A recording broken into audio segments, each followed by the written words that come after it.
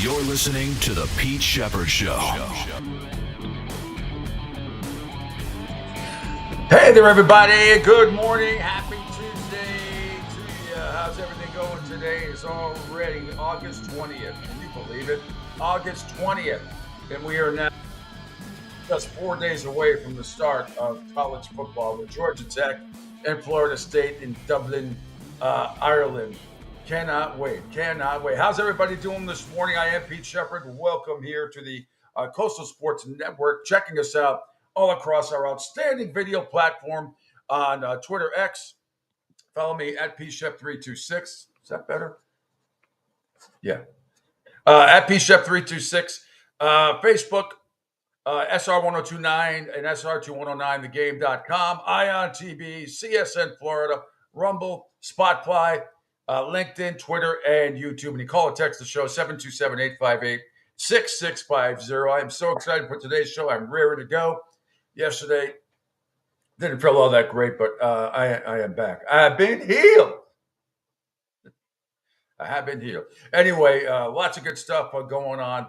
Lots of NFL news. You're going to see lots of great video today and hear it across the app as well. With Tua Tagovailoa, the Miami Dolphin quarterback, really laid into Brian Flores yesterday on Le Batard Show. We'll have that. We'll have some great video from Tom Brady. One back from January McAfee show where he's trying to tell Tua to take criticism in stride. And then another recent one where he talks about way too much pressure on younger quarterbacks these days to come in and succeed. And he goes through what he had to go through, which most of you know, but it's really interesting to hear it from the GOAT. There's a story out there that Jeff Bezos is interested in buying the Celtics. Maybe he'll send them on his little rocket ship and they can play on the moon. I don't know. We'll see. We have an MLB rundown. Lots of college football news to tell you about as well. And, man, there's so much going on. I'm so excited for today. We say good morning to exec producer, host extraordinaire, Angel Martinez. Good morning, sir. How are you? Good morning, Pete, and good morning to everyone.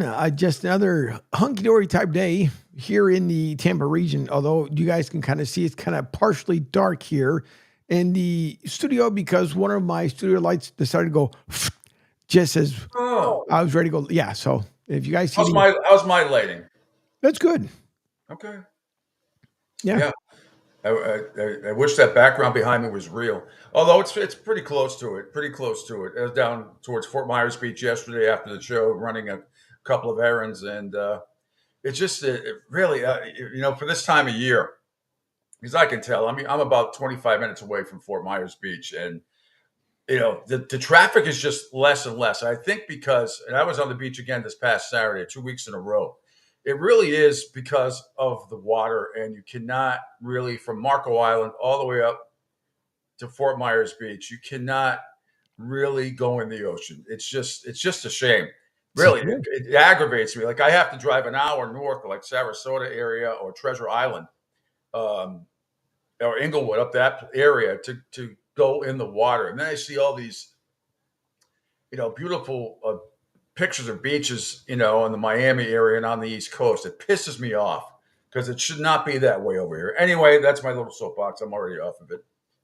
Still a great time. Still, all the businesses are doing really well. Things are getting back on track. So, and I think we're going to have a couple of sponsors here, Angel, hopefully in the next couple of days. So it'll be good. But things are progressing, and you were telling me how many more people were on the app yesterday and things. I mean, the video platform, and it's not just my Twitter.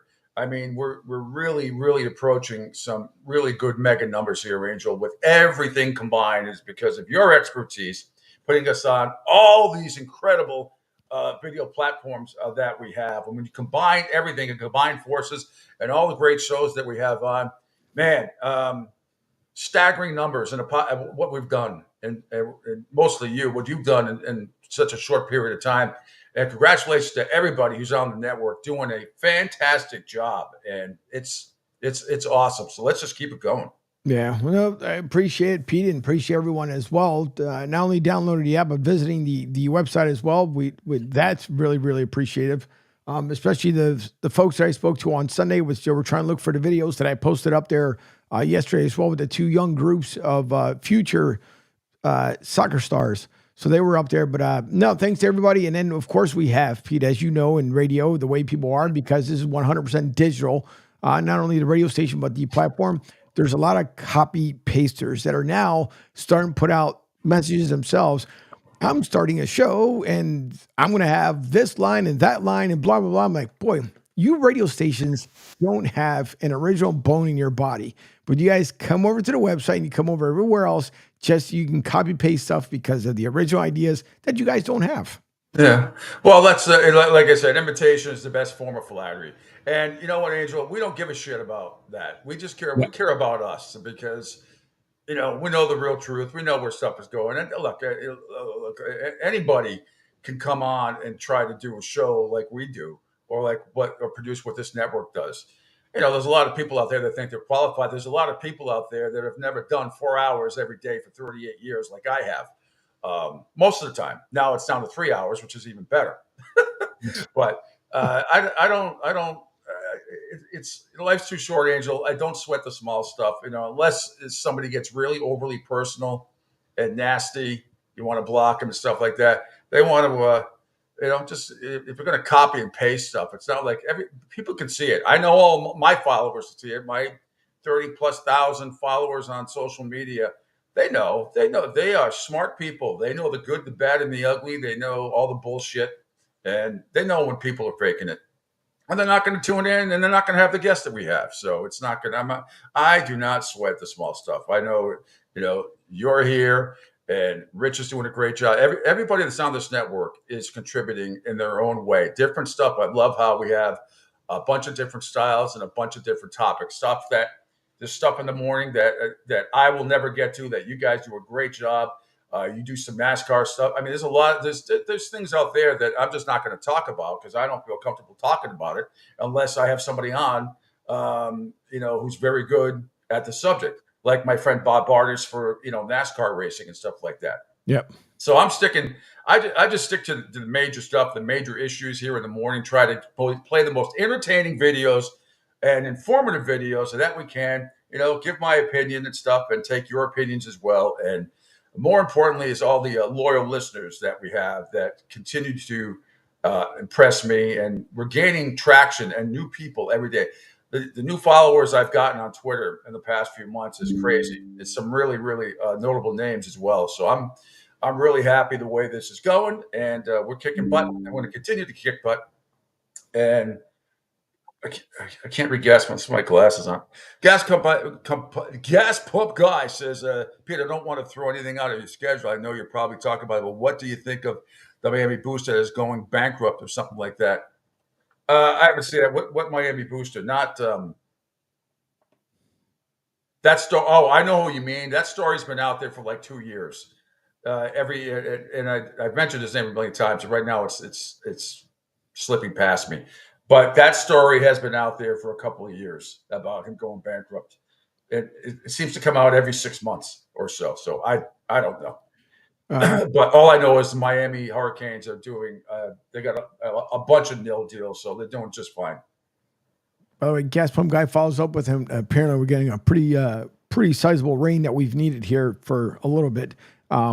Says you guys are the bomb. All the flowers to you guys. I will be honest. I listened to radio for a long time.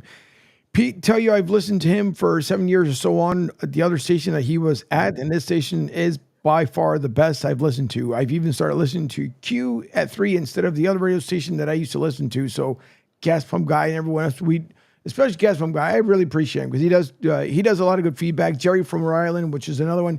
If he's on the boat and something doesn't sound right, he's quick to send this in the morning. So listen, it's very much appreciated for everybody. Again, it's a lot of hard work. Pete is doing an incredible job trying to get Burger King, Wendy's, McDonald's, who else? Dairy Queen.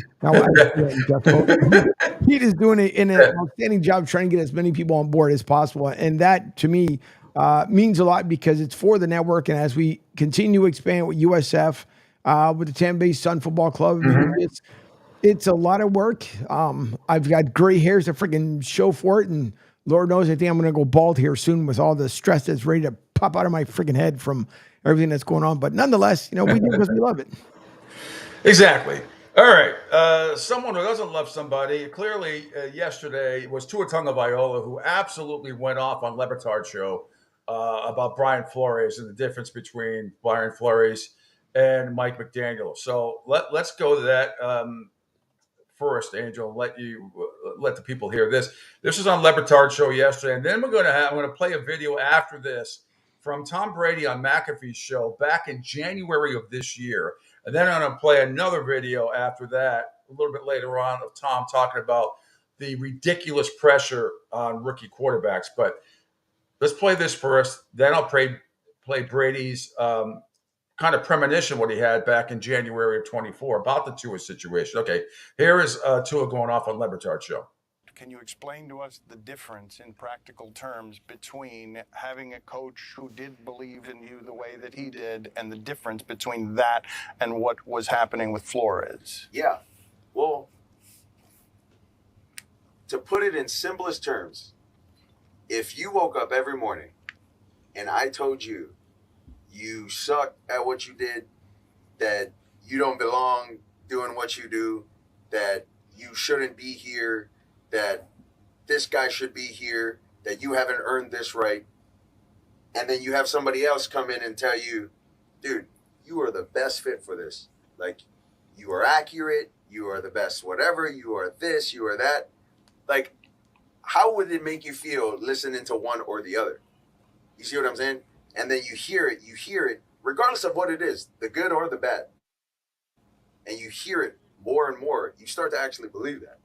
I don't care who you are. You could be the president of the United States. You have a terrible person that's telling you things that you don't want to hear, or that you probably shouldn't be hearing.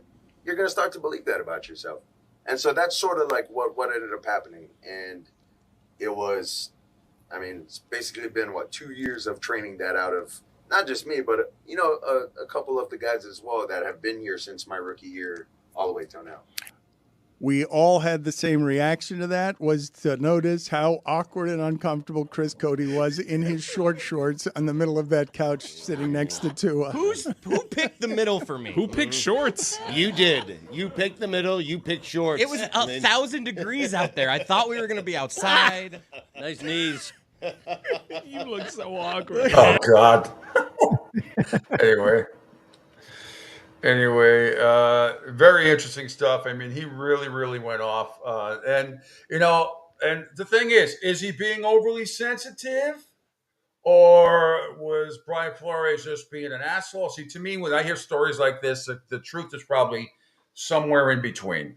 Was it a motivational tactic or not? It's interesting. And if we can, Angel, I want to show you the video. I hate calling him the GOAT because it's so cliche. I don't like doing it. I don't, But the Tom Brady reaction from, you'll see it from, it's not, It's from here. Okay. It's on ML Football, right under the Belichick McAfee thing, which you'll also hear from him today as well. So this is from January 30th. You see the date in the top left-hand corner. January 30th of 2024, Tom Brady with a message to Tua about having confidence hurt by his coach's criticism. That it? Yeah, gotcha. Alrighty. That if the coach was going to be hard on me, I was going to accept the difficult coaching because I needed to hear it. And again, it motivated me. And there was a lot of players on our team that would see me get coached hard, and that they would say, okay, I got to step my game up because I don't want to get yelled at. Tom's getting yelled at. I don't want to get yelled at. Yeah. How do I up my game? And I think that's what accountability looks like. And you can't be, so have your ego so big that, any criticism is going to, lessen your confidence. Look, you're going out there in the Super Bowl in 2 weeks in Vegas, and you got hundreds of millions of people watching. You better be tough at that point. You better have not go in there with, a weak attitude. Fragile. I think you got to go in there and you got to embrace the challenge, embrace the opportunity. You're going to be tested. And if your coach tests you and your teammates test you, then you can go beat your competition. If they're not that, if the coach was going to be hard on me, I was going to accept the. Yeah. So that's great stuff. And then if we go down, if we keep scrolling down, Angel, to Stephen A. Smith's pod, it's a couple down. Is Tom Brady on what's being forced on rookie quarterbacks today? This kind of ties in a little bit to Tua, but more so with the younger players like Caleb Williams and Michael Penix Jr. and other stuff like that. So this is Tom Brady at Stephen A. Smith podcast. There used to be college programs. Now there are college teams. You're no longer learning a program, you're learning a playbook. And the program is ultimately, like at Michigan, for me, that was a pro-style program. 5 years, I got to learn how to drop back pass, to read defenses, to read coverages, to be coached. I had to learn from being 7th quarterback on the depth chart to moving up to 3rd to ultimately being a starter. I had to learn all those things in college. That was development. Then I went to New England, and I was developed by Coach Belichick and the offensive staff there. I didn't start my first year. I think it's just a tragedy that we're forcing these rookies to play early. But the reality is the only reason why they are is because we dumbed the game down, which has allowed them to play. It used to be thought of at a higher level. We used to spend hours and hours in the offseason and training camp trying to be a little bit better than next year. But I think what happens is it discourages the coaches from going to deep levels because they realize the players don't have the opportunity to go to a deep level, so they're just going to teach them where they're at. There used to be college. Yeah, I mean, that's great words to live by. I mean, absolutely, and outstanding. So dead on balls accurate, to quote my favorite Mona Lisa Vito moment from My Cousin Vinny. He's absolutely 100% right, and it's not fair. And maybe for a guy like Matt Eberflus and I singled him out for the Bears because of the team that they have put around for Caleb Williams. I mean, the pressure on Caleb Williams this year to succeed is going to be is crazy, and it's not fair. It really is not fair to any of these guys because they haven't had a chance to develop. Now, I think Caleb is put into a much better situation than, say, Zach Wilson was with the Jets. I mean, it's interesting. If Zach Wilson was picked this year on that team that Caleb Williams has now with the Chicago Bears, you think his mindset might be a tad better? Probably. Would he still kind of suck as a quarterback? I don't know. But he would have been given a much better chance to succeed with those players around rather as opposed to when the Jets drafted him for that crap that they had on offense at the time. So, I mean, it really is. You really have to get a little bit lucky in the system you're in. But I think all these young quarterbacks everybody wants flash over substance now. It's like instantaneous success, and that is not the way it works. I go back to my Celtics. It took 6 years for them basically developing their major core to get to the NBA Finals and win it. Yeah, they got there. They got really close a whole bunch of times. Same thing with the Denver Nuggets. It took them like 6 years before they won the championship. So, but in football, especially in the NFL nowadays, and in college football now, it's even worse because, imagine Tom Brady back if Neil was available, or not just Neil, but the transfer portal was available. Now, knowing him a little bit, I'm not sure he would have left Michigan even if the transfer portal was available, but I'm not entirely sure. He went from 7th to 3rd to 1st. There's not a lot of people, not a lot of college kids this day and age are going to stay in a program where they start as 7th string quarterback. It's not going to happen. Tim says, Tua is a wuss. What a crybaby. Handle it and move on. McDaniel is soft. He's more like a scoutmaster. Well, yeah, my feelings about Mike McDaniel are I don't think they'd ever win a Super Bowl with him. I'm not saying he's stupid football mind because he's not. He's obviously a very good offensive-minded coach. It helps when you have Tyreek Hill and Waddle there. That doesn't hurt you at all. And Tua has done reasonably well. He's got to take that next step. I still think Miami's going to win the division this year. So this is but getting back to the point that Tim is making, what I'm making as far as Brian Flores or Mike Macdonald, and where does the truth lie? Now, I don't know if Brian Flores is going to come out at some point. Who's he with the Steelers now? I think Brian Flores, I know he's an assistant coach somewhere. I think he lost with the Steelers. I'm not too sure exactly where he is, but I think he lost with the Steelers. I forget where he's at. to be honest with you. But when you hear you could be the president of the United States, you don't have a terrible person telling you things that you don't want to hear, or probably shouldn't be hearing. You're going to start believing. It sounds like he's going through a bad divorce. You know, you wake up in the morning and people are yelling. That's what happens when you're going through the divorce. The Dolphins have faced Flores only once since his departure, a 16-10 win over the Steelers in 2022 when Flores was the Steelers linebackers coach. After that game, Tua was asked whether he spoke to Flores. His answer was terse, nope. So anyway, really interesting. Some interesting stuff there. So where does it, for a football player, for a quarterback, you better have thick skin. You better have thick skin. And to Tim's other point, God, I hate to do this, but if you put Tua on the Dallas Cowboys, I'm not sure he would have made it. Honestly, I don't know. You are constantly under the microscope in that organization all the time. I think Dak Prescott has done a great job of just staying professional and not just, and why shouldn't he? Because he knows he's going to be the highest paid player in the history of the NFL when it's all said and done, whether it's staying with Dallas or not, whatever it is. But you put Tua, there's not a lot of people. It's like playing, Angel, you know this. It's like playing baseball in the Northeast. It is tough to play for the Phillies, Red Sox, Mets, and Yankees. Yeah. And it is a different mindset. It is a different mentality. It is a completely different type of media. I'm not saying it's better or worse. I'm saying it's completely different. And you better be ready up here. You come and play sports in the Northeast, you better be ready to take a beating because it's a lot of blue-collar people. And losing isn't tolerated all that much. But if you're hustling all the time and you're not trying to hustle the fans, they will respect you and they will show up. But you show just a little inkling of weakness, of not caring about the organization you're in. It's just completely different. If you don't think the mindset is different playing for the Miami Marlins as opposed to the Philadelphia Phillies, you're out of your minds. It is completely different. The media is different. It's just it just is.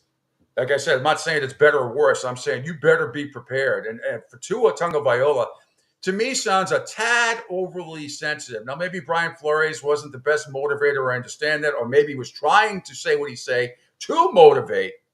And it just, there's certain coaches have a way with certain players. Now, obviously, Mike McDaniel has brought a different style and more of a winning style, no question, to Miami, despite how I don't think he will ever lead them to a Super Bowl. Nevertheless, that's still a very solid football team. And Tua should have, arguably, he should be able to have one of the best seasons of his life. He had a good season last year. His numbers, I keep hearing people talk about, something about Trevor Lawrence. Tua had better numbers than Trevor Lawrence. Trevor Lawrence has won a playoff game where Tua hasn't. So I'll give you that. But those two, as far as numbers-wise, talent-wise, they're kind of neck and neck. If I had my druthers, if I had to choose, I would probably choose Trevor Lawrence first. I think his mindset is just a little bit better. Plus, Tua. Here's another great point by me. What if Tua, Angel, what if Tua had to play for Urban Meyer? He would have been in a straitjacket in a padded room, like One Flew Over the Cuckoo's Nest. That he would have been. That's for sure. So think about what Trevor Lawrence had to go through. Absolute chaos with Urban Meyer. Yep. He got through it okay. He did. No, but you brought up a great point too, because in the Northeast, everybody knows, same way in Philly, there's been many athletes have come in and out that place, whether it be in Philly, Sixers, Flyers, Eagles, and they'll tell you, you have to. Your average fan in the Northeast is because they are passionate about their team and they want you to exceed and do better. They don't do it because there's a lot of hatred. They do it because they want to see you do better. And if you take that and let it get under your skin, you will go back and say you hate Philly. And then when you go elsewhere and you see wait a minute, where the hell did this come from? It's because up in the Northeast, the same way with New England, and same way with New York. Yep. You have to be tough in order to understand how the mentality works, because you're not dealing with dumb average fans. Yeah, I mean, and then you take it another level to college football. You think UCLA and USC undergo scrutiny like some of these other schools do in Division One? No, they don't. No, I'm not saying the Rutgers media, Rutgers Northeast media, Big Ten. It's different, but it's the different mentality for Michigan and Ohio State media. That's for damn sure. There's no question about it. It used to be different down here with the University of Miami, and hopefully it gets back to that. But if there's one team that's still under scrutiny, it's them, and also the Florida Gators. I mean, how many times do I have to see who's on the hot seat first? Bill Napier. I've seen Mario Cristobal's name up there, which is absolutely ridiculous. That's not going to happen, especially with the recruiting classes coming in this year. And I think they have a great shot to win the ACC. But Mike Norvell and Florida State, they got a chip on their shoulder. I mean, those three schools alone have it's popping up here. Get out of here, McAfee. I don't want you, and I don't need you. But all of those three schools, not to mention USF, FAU, FIU, they're under a little bit of pressure, but not like Florida State, Florida, Miami. I mean, it's the expectations are completely different. And like I said, if Tua had to play for Urban Meyer, where would he be now mentally? It's amazing that Trevor Lawrence survived the way he did. And thank God. Like I said, I believe he will be in the MVP conversation this year. I really believe that. By the way, Mia O'Brien will join us on Thursday. That is confirmed at 9:30 from Jacksonville as we approach the final insignificant week of preseason football on our way to real college football, which will happen on Saturday in Dublin, Ireland. College Game Day is going to be there too for ESPN. I'm not sure. I don't think Fox is going to be there because the game is on ESPN. So Georgia Tech and Florida State. And by the way, the line has moved from 13.5 to minus 13.5 for Florida State to minus 11.5 for the Seminoles. The big time smart money right now is being put on the Georgia Tech Yellow Jackets. So deal with that. Staying on the college before we get back to the NFL, when we come back, I'm going to show you a video. This is, you want to talk about nil money? And I got to wonder what Bet Brennan, you say who? Well, some of you may know who Brennan is. He's a very good coach. And the Arizona Wildcats are ranked this year. They have a really good football team, at least on paper. Their quarterback, Noah Fafita, and wide receiver, Totola McMillan, they signed a nil deal that some of you may not believe. And I'll just leave it there. We're going to take a quick break. We come back. I'll show you the video. I was born in the wrong era. There's no question about it.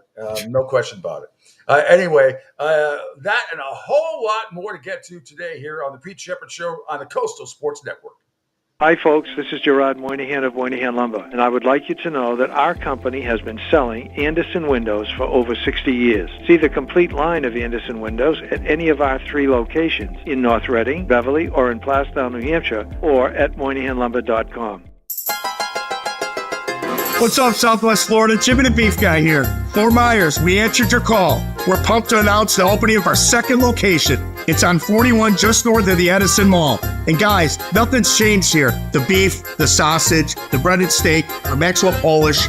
Now serving you in 2 locations, Fort Myers and Bonita Springs. And don't forget, if you're having a party, check out our catering menu. And guys, when you're at the counter, don't call it Gardenia. It's pronounced Jardiniere.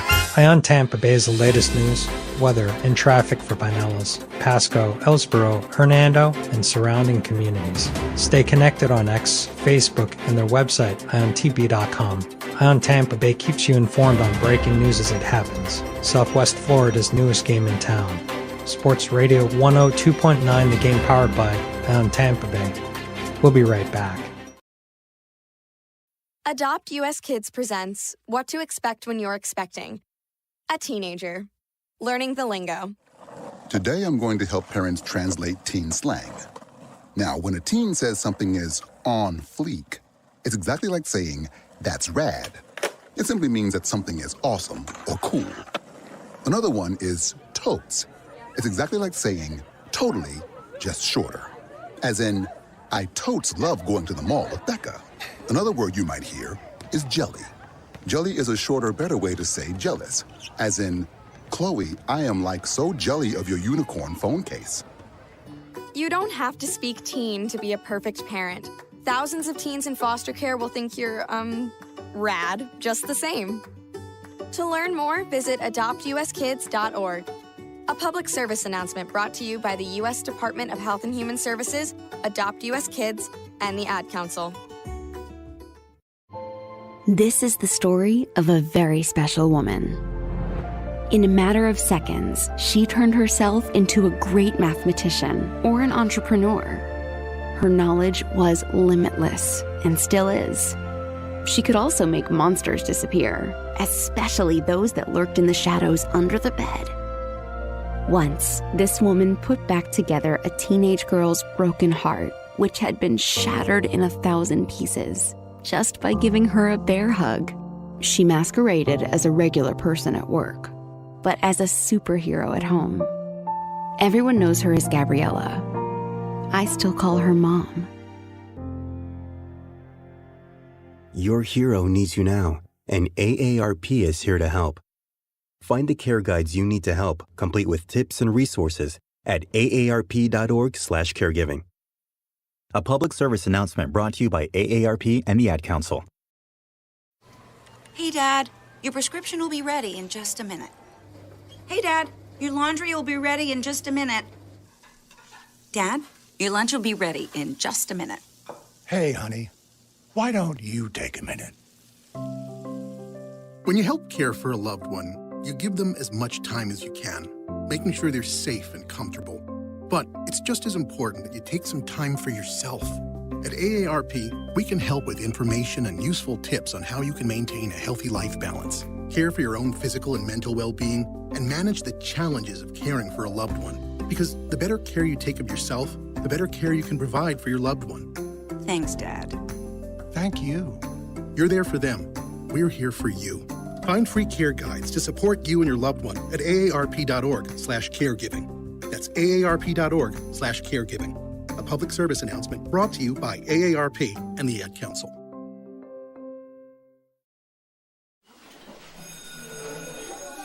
All right, class. Let's hear what everyone did this weekend. Jill? Well, I raised my older sister to a big oak tree. It was at least 100 years old. My mom said I must have set a record or something. And then we went down by a stream and perched up on this huge rock and saw all of these little minnows swimming around way below us. And then I rescued my little brother from an evil slug king who was guarding him at the bush fortress. And my sister and I brought him back to our super twig fort for safety. And then we all laid out and told stories until it got dark. And the Big Dipper led us all the way home. Wow. Awesome. Where were you, Jill? Yeah. We went to the forest. It's not that far away. Anyone want to come this weekend? Ask your parents to take you and your friends to the forest this week and find the fun, adventurous you. It's closer than you think. Check out discovertheforest.org. Brought to you by the U.S. Forest Service and the Ad Council.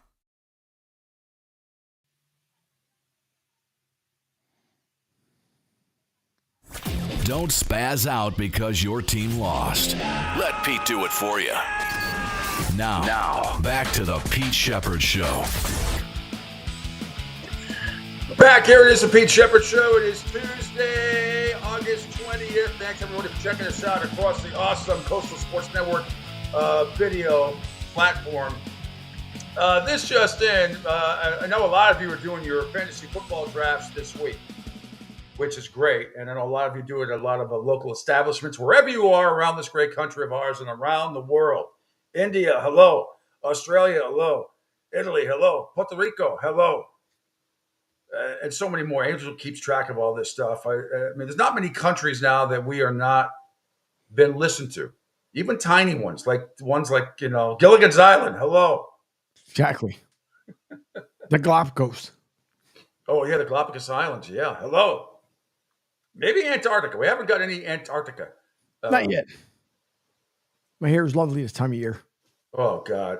My friends that want to go there next year, I'm like, you're crazy. I saw, the late, great Anthony Bourdain, the great chef, was no longer with us. But there's a couple of series that he's done And he went over there for like a week. God bless him. And God bless the people. There's a lot of people that are, quote unquote, somewhat seasonal. They go there for 6 months when it's sort of summerish, which means instead of being like 30 below, it's 0 or 10 degrees. And it is amazing how, because they do have workers over there, other people in the United States that work over there. A lot of it's seasonal.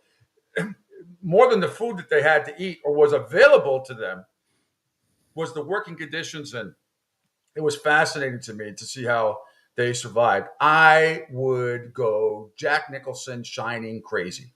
Like you'd find me at the end up against the maze, frozen like a human sickle. You know, that's how it would have been. I would have lost it. There's not even a place where I could throw my Jack Nicholson tennis ball up against the, the back wall in the hotel, when you were starting to lose it. Mm-hmm. I don't know. I don't know how people can live in conditions like that. I just don't understand it. Just crazy. Anyway, 727-858-6650. This just in. Talk about fantasy football drafts and everything else, and ESPN's doing a big thing today about it. And there's all sorts of, controversies. You take the running backs over the court, all that stuff. Anyway, but getting back to the NFL. I have YouTube TV, so I get it at a pretty good discounted rate for $376 for the year, being a YouTube subscriber. If you got it earlier, if you're a YouTube subscriber, I mean, right now it'd be like $376. If you got it earlier, they give you like a 2-month window from like March and April. It's like $276 if you are already a YouTube subscriber. Now this just came out because it used to only be available on YouTube TV. And it still is YouTube TV. But Sunday Ticket is now available via the Apple app. Huh? Apple App Store. The Apple App Store is available. Guess how much, Angel? Okay. So it said, well, okay, before I get to that price, how much? Right. It'll be, if you wait until the season starts right before, it'll probably, on YouTube TV regular, it's going to go up. It goes up to about $400, which is still better than DirecTV, by the way. All right. So it just regular, we're not talking about Apple for, so just for YouTube Apple would be $400, right? If you go to the Apple Store on your phone and you no, but Ticket. Yeah, that's what I'm trying to get us off the price. So you just said if you don't get early in with YouTube, you say we'll be close to $400. Yeah, but this is different. This has nothing to do with YouTube TV. I mean, it'll say Sunday Ticket YouTube, but this is and it's more than $400. Right, and that's what I was trying to get at, because I would think at this point, knowing Apple, I would say somewhere around $6. You're not too far off. The Sunday Ticket now available via the Apple App Store for only $679.99. No way in hell. Well, it gets worse. If you want to bundle it with Red Zone, $739.99. Good Lord. Jeez. What the hell's wrong with these guys? Oh my God. So you know what? And they'll get it for now. It makes no sense to me, with all due respect to the Apple App Store. Why would you do that? Even if you subscribe, even if you already have, what do you have up where you? Spectrum? Is that where you are? You have Spectrum? Yeah. Mm-hmm. All right. Why would you go to the Apple App Store and buy a package for $680 just for YouTube for the NFL Network when you can just subscribe for $80? With the extended sports program that I have, it's $86 a month. All right. And then if you want to add YouTube, you want to add the NFL, you can pay $400. You're still paying less than $500 a month. Why in the hell? Why wouldn't you just do that? Okay, I know people don't want 2 subscriptions yet, so you'd have Spectrum and YouTube TV. But if you're that big of an NFL fan, you would do that and save a couple $100. Why would I go to the App Store, the Apple App Store, and buy that for $680 when I can subscribe to YouTube TV right now today? Even if you got the absolute basic deal, you can still get the extended sports package plus YouTube, the NFL Sunday Ticket for well under what essentially is. We got both $800. So I don't get it. No. Maybe if YouTube TV is available to everybody, right? I understand.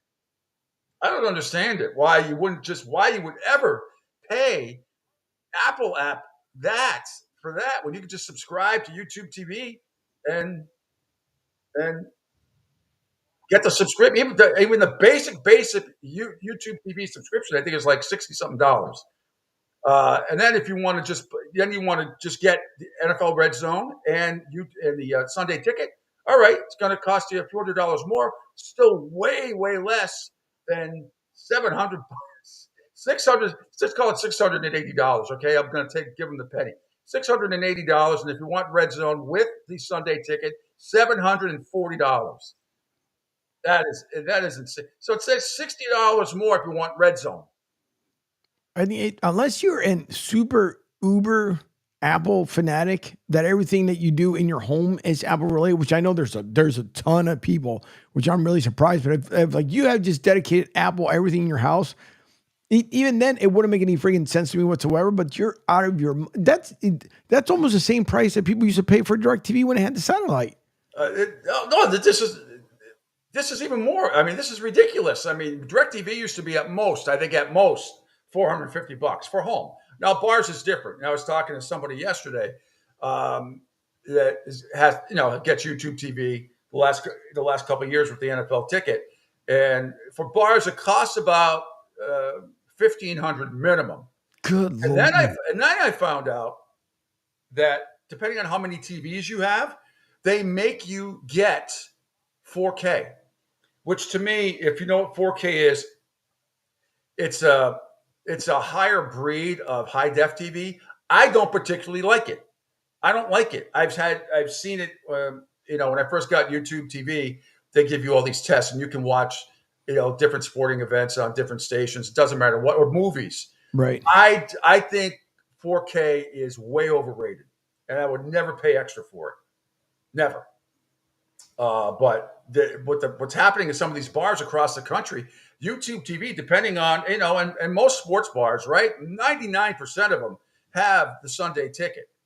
And, because most people don't want to be known, especially down here in Melting Pot in Florida, Mm-hmm. you don't want to be known as an Eagles bar. No, Steelers. I mean, they have that. They do have some priority. There are bars that will be themed, and you know that going in. But overall, they all have the NFL Sunday Ticket, because you're going to get fans from all over the place coming in. Even though some bars are Steeler bars, or Patriot bars, or Eagle bars, or Green Bay bar, I know, and they're all, and not to mention college football. But it costs these owners a lot of money. And the more TVs you have, the more expensive it is. And it's hard to find some kind of a loophole, because it's like, if I have YouTube TV, if I like I said, I'm able to go to my friend's house. They don't have YouTube TV, and I have the Sunday Ticket, and I can go to their house, log in, as long as here, it's not logged into 3 other televisions. I can go to my friend's house and log in anywhere and log into YouTube TV and get the Sunday Ticket. It's awesome to do that. But I would not be allowed to do that if I had, family members here and it was on 2 or 3 other TVs. You wouldn't be able to do it. But so when you have it in a bar and you've got 18 televisions, you get charged extra for all of that stuff. And now my understanding is they're making you get subscribe to 4K because of how many TVs you have, which I think is it almost sounds illegal to me that they allowed to do that. But apparently that's the deal. That's the deal. I found that out yesterday. So anyway, I teased going into the break about Brett Brennan, who's the head coach of the Arizona Wildcat football team. Very good, on paper at least, very good football team, ranked in the top 20, I think to 21 to 22. Anyway, if we scroll down, Angel, to on 3, his quarterback and top wide receiver, you'll hear their names in a second, they have just signed this nil deal with Alien Orlarian Airways. Check this out. You see it, Angel? It's on my Twitter. It's on my Twitter page. It's on my Twitter page. It's only a few down. It's like it's the 4th story down. It's on 3. It's an orange box. It's the 4th story down. Yeah, right up. That's it. The one. Huh. I see the fancy jet. That means we must be looking for fancy prices. Oh yeah. Wait till you hear this nil deal that these guys got. Holy moly. Experience luxury, speed, and reliability with Alarion jets.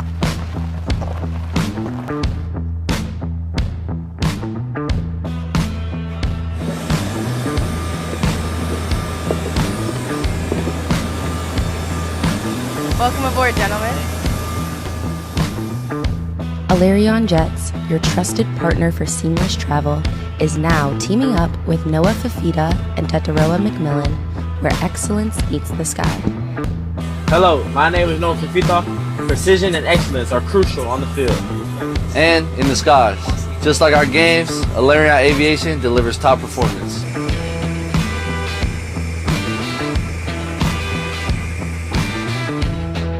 Fly Alarion. Reach for the sky. Are you freaking kidding me?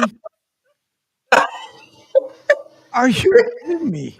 No, I'm not kidding you. Alarion Airlines. Now, what's really interesting here, okay, so Arizona's ranked 21st. They're in the Big 12, what's left of it. Actually, it's a good talent there. Kansas State, Oklahoma State. So I'm trying to see. Now, when they travel, let me see what's their, let's see, New Mexico, North Arizona, Kansas State, blah, blah. Their furthest trip is to West Virginia. Now, will they, although actually that's a home game for them. Their furthest trip, let's see, is at TCU. Okay, which isn't too far. But when they fly, are they going to fly separately, or can they take the team on their private jet? I mean, how does that work? How is it? I mean, those two going and getting their nil deal, and as the story goes, the duo will have a set number of travel hours for philanthropic, personal, and team use. So I guess they can. Now, I don't know if you can fit 90 guys on the team. I forget how many you're allowed to travel with in the NCAA anymore. It used to be like less than, I mean, on home games, you can have like 93 players. I think it's like that for the road now as well. It used to be like 60 something, but for home games, or for away games, I should say. Anyway, these two, so they get to use it. They have a set number of travel hours for philanthropic, personal, and team use. So the philanthropic part cracks me up. Like, unless there's something we don't know about. You think these two are philanthropists? You think they got some, hey, and that is for Arizona and people that, there's not a lot of people that know who these guys are. They really don't. This is not like Quentin Ewers or Cam Ward or, Mertz or some of the other, big name quarterbacks that are out there, Sanders, all that stuff. These are Noah Fafita and Tataroa McMillan. Okay, a good football team, good players, although I couldn't remember one highlight from Noah, but I think was just named the starting quarterback a couple of weeks ago. But here, these two, if these two can get this type of a deal, what does that say about everybody else? Exactly. I mean, and I think I'm not saying they're a couple of nobodies. I'm just saying they're like lot lesser known players, and they're getting deals like this. Can we run that commercial again so I can throw up? Then I want to hear. Then I want to hear your thoughts, Angel. But just, this is like.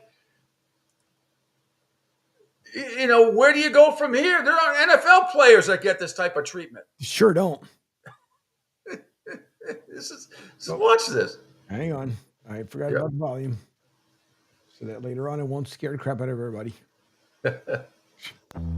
Experience luxury, speed, and reliability with Alarion jets.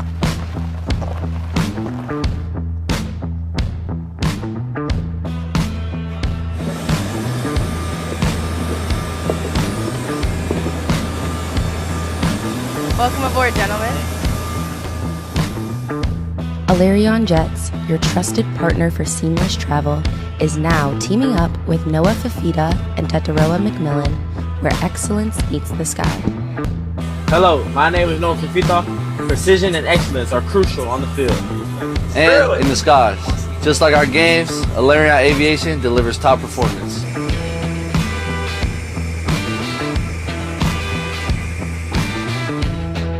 Fly Alarion. Reach for the sky.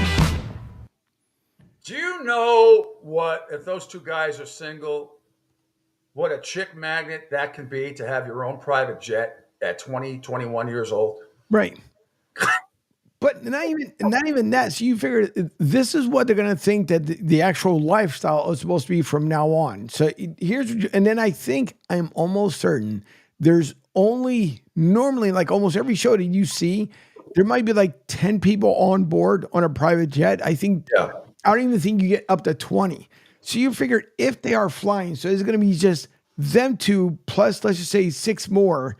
And then everybody else takes the commercial aircraft. I mean, this is wow, man. Well, I don't know. And I don't know if Coach Brendan's going to let him do that. But again, the story says the duo have a set number of travel hours by philanthropic, personal, and team use.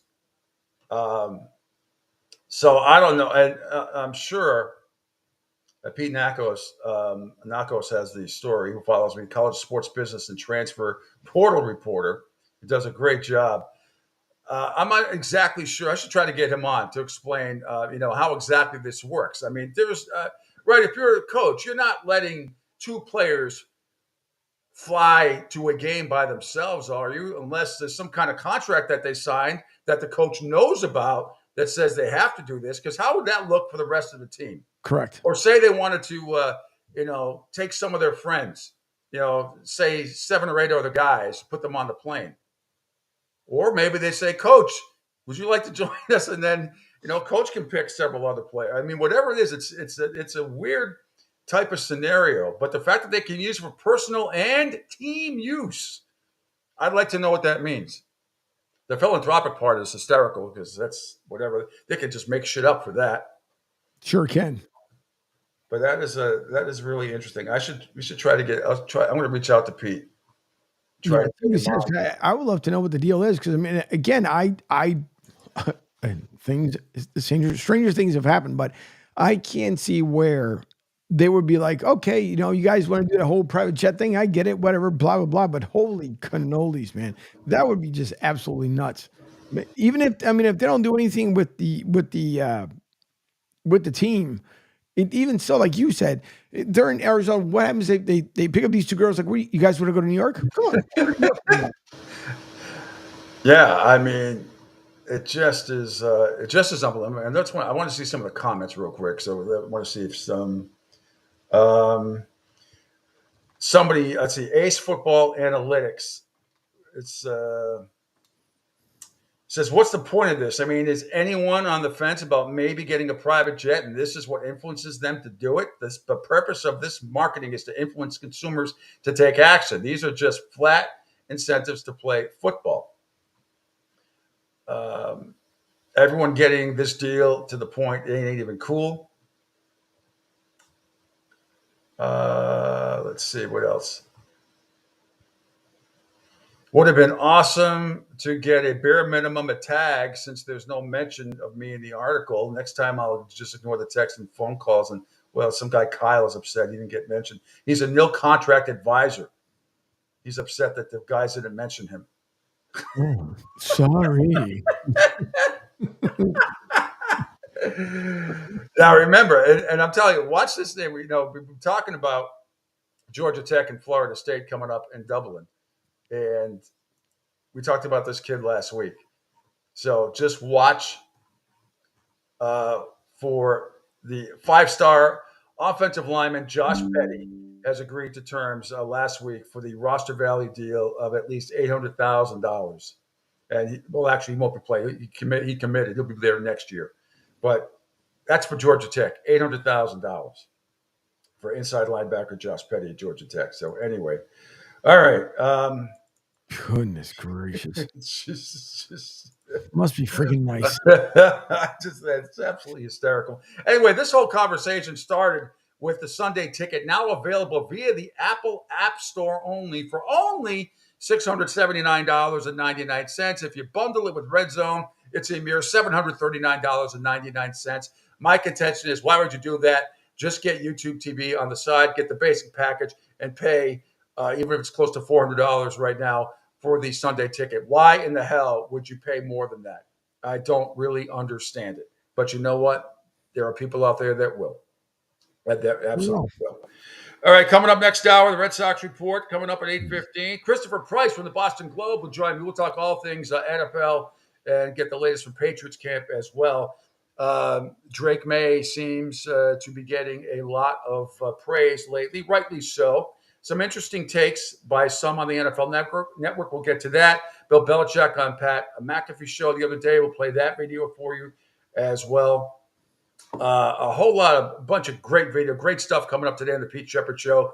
Quick break, and then we're back here for hour number 2 right here on the Coastal Sports Network. Hi, folks. This is Gerard Moynihan of Moynihan Lumber, and I would like you to know that our company has been selling Anderson windows for over 60 years. See the complete line of Anderson windows at any of our 3 locations in North Reading, Beverly, or in Plastown, New Hampshire, or at MoynihanLumber.com. What's up, Southwest Florida? Chicken and Beef Guy here. Fort Myers, we answered your call. We're pumped to announce the opening of our second location. It's on 41 just north of the Edison Mall. And guys, nothing's changed here. The beef, the sausage, the breaded steak, our Maxwell Polish. Now serving you in 2 locations, Fort Myers and Bonita Springs. And don't forget, if you're having a party, check out our catering menu. Hey guys, when you're at the counter, don't call it gardenia. It's pronounced jardiniere.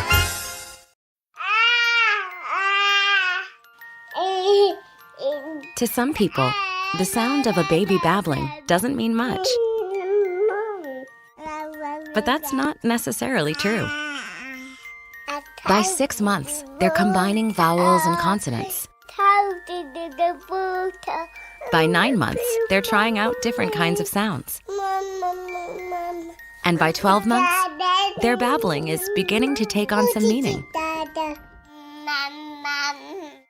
Especially if there's no babbling at all. Little to no babbling by 12 months or later is just one of the possible signs of autism in children. Early screening and intervention can make a lifetime of difference and unlock a world of possibilities. Take the first step at autismspeaks.org. A public service announcement brought to you by Autism Speaks and the Ad Council. The following is made possible by Dad. Why was the basketball court all wet? Because the players kept dribbling all over it. The dad joke. Corny, groan-worthy, but also one of the simplest ways to share a moment with your kids. Why do you have to be careful when it's raining cats and dogs?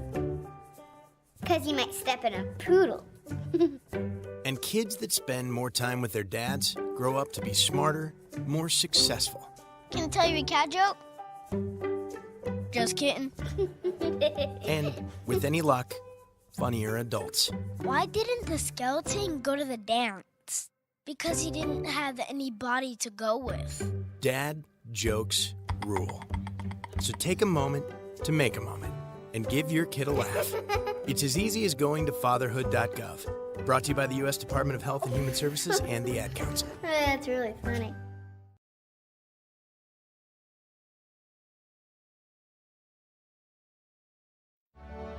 Okay, men, this is your time. Maybe you didn't choose this, but you're here now. You're gonna go out there and be an all-star caregiver. It's up to you. So what are you gonna do? You're gonna go grocery shopping, cook, clean, be there emotionally and physically. You gotta dig deeper. Drive them to physical therapy, doctor's appointments. Don't you forget about the pharmacy. No, you won't. Because that's what caregivers do. Don't give up. Don't ever give up. This is your time to show the world, your family, and yourself that you're tougher than tough. Now go out there and be the best caregiver this world has ever seen. Caregiving is tougher than tough. Find the care guides you need at aarp.org/caregiving. A public service announcement brought to you by AARP and the Ad Council. Hi, I'm Danica Patrick and proud aunt. Watching my nieces grow, play, and learn is amazing.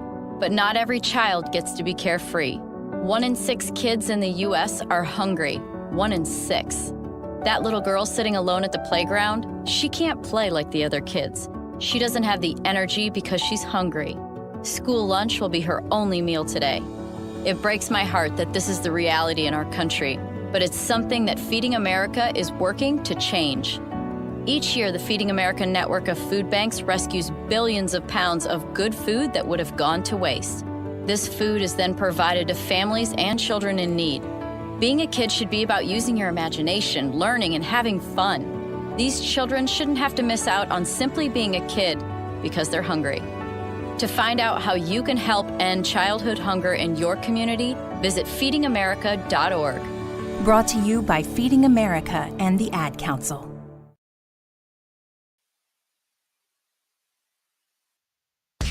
The Pete Shepherd Show. It's fun for the whole family. If it's dysfunctional.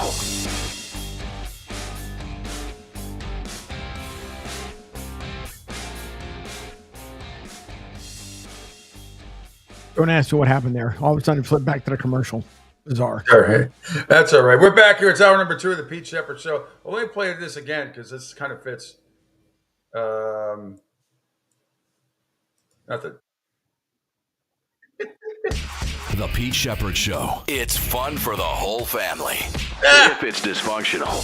We have a little dysfunctional function moments from time to time here on the show. That's all right. It doesn't matter. Angel does an unbelievable job, doing the job of like 7 people. Anyway, welcome back. It's hour number 2. Thanks, everybody, for checking us out here on the show on the Coastal Sports Network video platform. Following me at PShep326, Ion TV, CSN Florida, Rumble, Spotify, LinkedIn, Twitch, and YouTube. And you can call or text the show, as always, at 727-858-6650, 727-858-6650. Lots of NFL news and college football news to get to this hour, plus Red Sox report and the MLB rundown as well. Another heartbreaker for the Red Sox last night, losing an extra innings, but we'll get to that a little bit later on. There's a lot going on as far as fantasy football goes, Angel. I wanted to play, this is the third on my Twitter page, third story down, Adam Schefter talking about Jamar Chase's contract situation. And, this is going to affect fantasy football players. So here's Adam Schefter talking about breaking it down. I think right now, this is the one that to me remains the most mysterious because unlike Brandon Ayuk and CeeDee Lamb, Jamar Chase has 2 years left on his contract, not 1, like those other players. And we've already heard the Bengals president, Mike Brown, come out and say that he would prefer to wait to do this deal. Now, I think Cincinnati still will push to get this deal done, but from my understanding, there hasn't been a whole lot of progress. And if there's not a whole lot of progress, you wonder what's next. Now, Chad Ochocinco, the former Bengals great wide receiver, said over the weekend he thinks the two sides will figure out a deal this week, but he also added that if the two sides can't get a deal done, he does not believe that Jamar Chase will step foot on a football field again until he has a new contract. And I think there are other people around the league who feel the same way about that particular situation that I think has flown a little bit under the radar. I think right now this is the one. All right, really interesting stuff there, and I'll tell you, this is it could possibly the longer that deal does not get done. It's like, I think it's interesting because it's a 2-year deal. I mean, then what's next? They're going to do this one a 3-year deal. A 2-year deal. But if the Bengals cave and pay this guy a whole crap load of money, what's that going to mean again for Jerry Jones and CeeDee Lamb? I mean, CeeDee Lamb's probably going, yeah, please, Bengals come through. There'd be more leverage for me, when it's my time. And then the Brandon Ayuk thing, and boy, that story is just like gone away. It's just what is next for him? Who the hell knows? The only 2 stories you hear is that the Steelers are maybe involved and that the 49ers have a long-term deal in place that he hasn't agreed to yet. And the Steelers have some sort of a deal in place that the 49ers haven't agreed to yet. So we shall see. The other thing as far as starting quarterbacks go, I wanted to see, we're going to scroll down here. Where was it? Yikes. I thought I had it. It was an interesting take, a couple of interesting takes yesterday.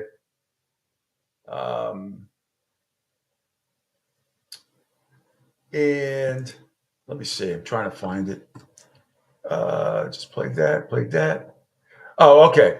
Here we go. It's interesting. Ian Rappaport has this story from the NFL Network, and it's right under the airline story that we just did with the kids about. From the insiders on NFL Network, the Patriots have not made a quarterback decision yet as Drake May continues to improve. And here's Ian's report. The Patriots are very high on Drake May. I want to make that pretty clear. Not that it's not clear, but just judging from the reports at training camp, people maybe started to wonder. The Patriots are very high on Drake May. And it was interesting, I would say, the last week or so, the Patriots wanted to make sure he got time in front of the starting offensive line. They want to make sure he got real game and practice snaps in front of the starting offensive line, at least showing us they haven't completely ruled out the possibility that he would begin this season as the starter. You know, we also heard Jacoby Brissett say he believes he is a starter, and we talked to him at training camp. He, you know, it was pretty evident that that's where he thought it was going to go. When you have a rookie quarterback who's as talented as Drake May, that it really does, you know, sort of take a different. It's possible it could take a different lane, I would say. We'll see which way this one goes, but the fact that the early returns are so positive, I would say is pretty good in New England. Well, it's interesting. The more, and we'll get more from Christopher Price, and we'll let Christopher's full attention today because this is not. It's an off day for the media to covering the Patriots. So we'll get Christopher Price from the Boston Globe, his take on that at 9:30. The other interesting story yesterday, Angel, that I brought up was the confusing situation for Raheem Morris, the head coach of the Atlanta Falcons, regarding not playing and his explanation for not playing Michael Penix Jr., and that we may not see him, we're not expected to see him again. And after the show, I said, did I go overboard maybe with my thought process yesterday? And no, I didn't. And it was confirmed to me by everybody because I listened to a few national shows yesterday, heard some local stuff, and a couple of interesting theories. Here's what's really interesting about Raheem Morris, and to a degree, Terry Fontenot, the general manager of the Falcons, regarding Michael Penix Jr. Is it possible? Angel, I can't see your face.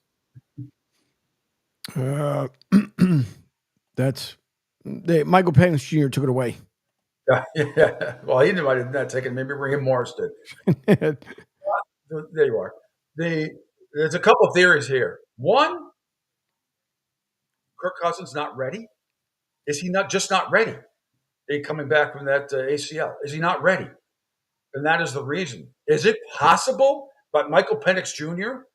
is going to be the starting quarterback for the Atlanta Falcons when the season opens because Kirk Cousins isn't ready? If that's the case, that's the only acceptable explanation for me. You can't pay a guy $180 million as they did Kirk Cousins, and if he's not ready, physically he's not ready. But if he's ready and you're still not playing Michael Penix Jr., who should be getting every single snap possible, then something is wrong, and it's called Falcon football. Something wrong with that strategy. So one theory is Kirk Cousins just ain't ready yet. And number two is just the Falcons being stupid. That's my theory, the stupidity or the arrogance for Raheem Morris to come out and say that they've seen enough of him in practice. What are you, out of your mind? It's completely different. Completely different. Even if you're throwing a couple of screen passes, handy, something to get you in sync. You know, Drew Dalman the center. Get in sync with him. I mean, I don't buy Raheem Morris's excuse at all that Michael Penix Jr., we've seen enough of him in practice. It doesn't make a lot of sense to me, Angel. So this is something to monitor to see what happens with the Falcons. And maybe, I don't know if Terry Fontenot is pressuring him. I don't know what is going on over there. But I don't buy the excuse by Raheem Morris that Michael Penix Jr. is, we've seen all that we need to see. No, you have? It doesn't make a lot of sense to me. There's a lot of people on ESPN and NFL Network that agree with me. And there was a big topic on national radio yesterday as well. And a lot of people just aren't buying it. If they're only buying it if Kirk Cousins is not ready to go physically. So it's really interesting. I wanted to get to I want to see if there's any stuff. Oh, the Matthew Judon thing. He spoke yesterday as well. I think I have. Do I have this video or not? I wanted to play the video for you, but if not, we have the audio. Oh, my goodness. I need an audio producer. But let's see. No, if we can go to Total Sports Bet, Angel, and it's the first cut down. Atlanta's Matthew Judon says the Patriots never came to the table. Why didn't the deal get done? I don't know. I feel like we just never sat down and really came to the table as men. So I think that's the biggest point. It's like they kind of didn't know where I was at. We kind of didn't know where they was at. It was like, it was just always through text message or phone calls. We just never sat down and actually talked about it. I think that was the biggest kind of disconnect. Did you ask to? Did you, talk to some of the front office, Elliott, et cetera, say, like, let's have a sit-down conversation about this, your agent? For sure, I asked. And I sent those messages through my agents, and I asked personally. But that ain't kind of where we left off. All right, that was from NBC Sports Boston. So, yeah, and look, obviously they weren't overly serious about signing him because it's going to be a rebuilding year. As much as I hated to see him go, I understand it. They got a third-round pick for him. They got 4 of the top 100 picks in next year's draft and a ton of salary cap money. Now, what they decide to do with it is a different story. We shall see. Spending it in the right places. A lot of people didn't think they had a lot of salary cap money this year, and some people think they spent it in the wrong places. We'll see what happens. We'll get Christopher Price's thoughts as well coming up in just a couple of minutes. All right, Angel, if I may impose upon you to scroll down to the baseball cuts, and then we'll get back to NFL and college football. Some cool videos that I do have that I know for sure that I do want to play with you. Play with you. I play myself all the time. The Red Sox blew another one yesterday. Last night they had a 4-2 lead. Let's just we'll start with cut number 1, Angel, for the Red Sox. It started off good with Jarren Duran blasting one out at the top of the first. This is from Nesson. You know what would start that off even well? That who is this brought to you by? Oh God, thank you. Dumbass that I am. Our Red Sox report brought to you by Moynihan Lumber. Check out their complete line of Anderson windows and doors at any of their 3 locations in Beverly and North Reading, Massachusetts, and Plastow, New Hampshire. Now, things got going, started off well for the Red Sox in the top of the first yesterday in Houston.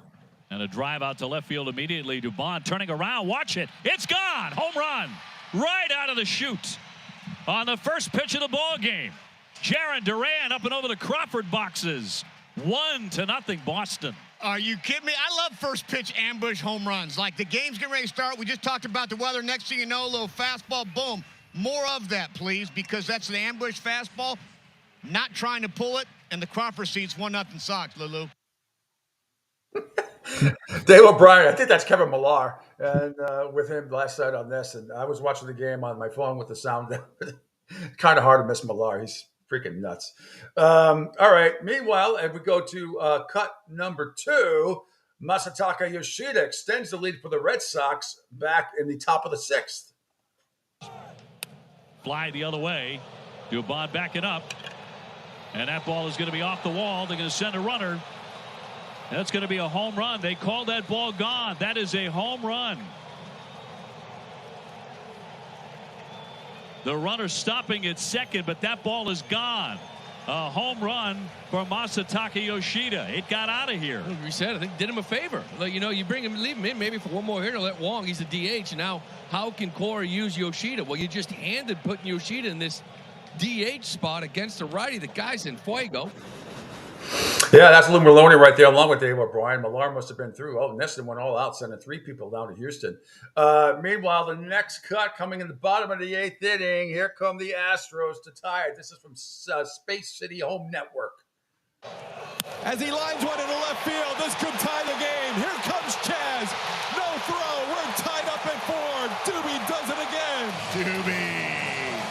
You called it, TK. Doobie dealing.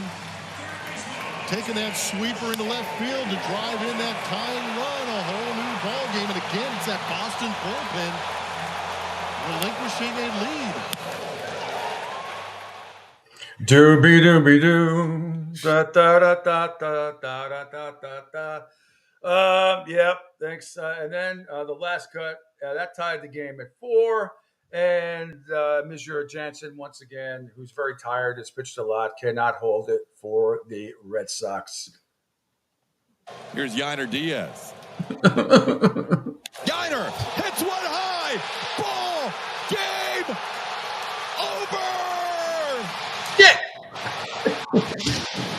Jordan said something to Yainer on his way back to the dugout, and Yainer crushed one for the winner. Hey, bartender! What's in this one? There's a beautiful Yainer bomb. Yainer Diaz connect.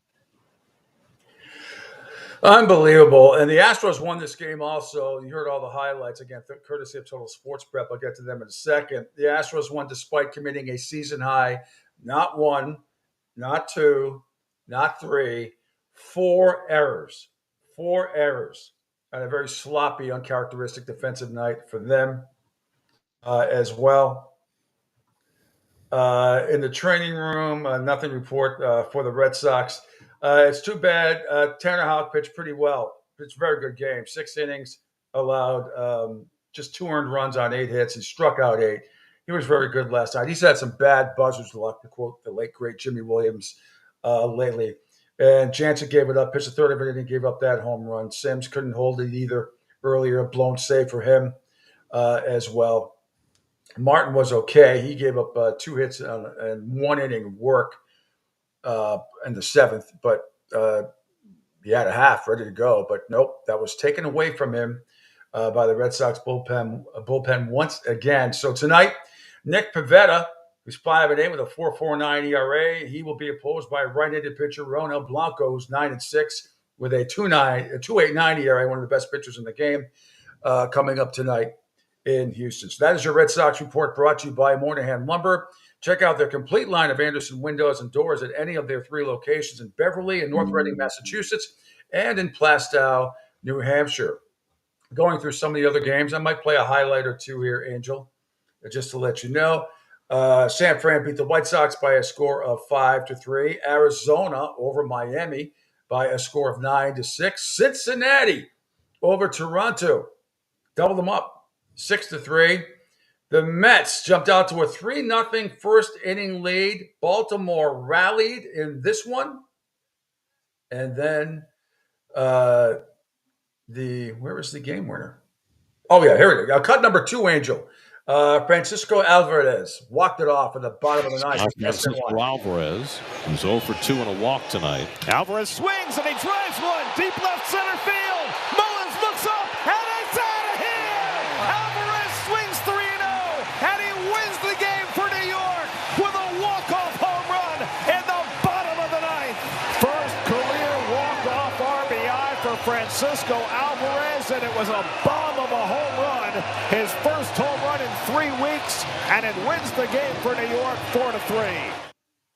Yeah, thanks to SNY, Gary Cohen, and Keith Hernandez. I loathe Keith Hernandez with a call yesterday on SNY.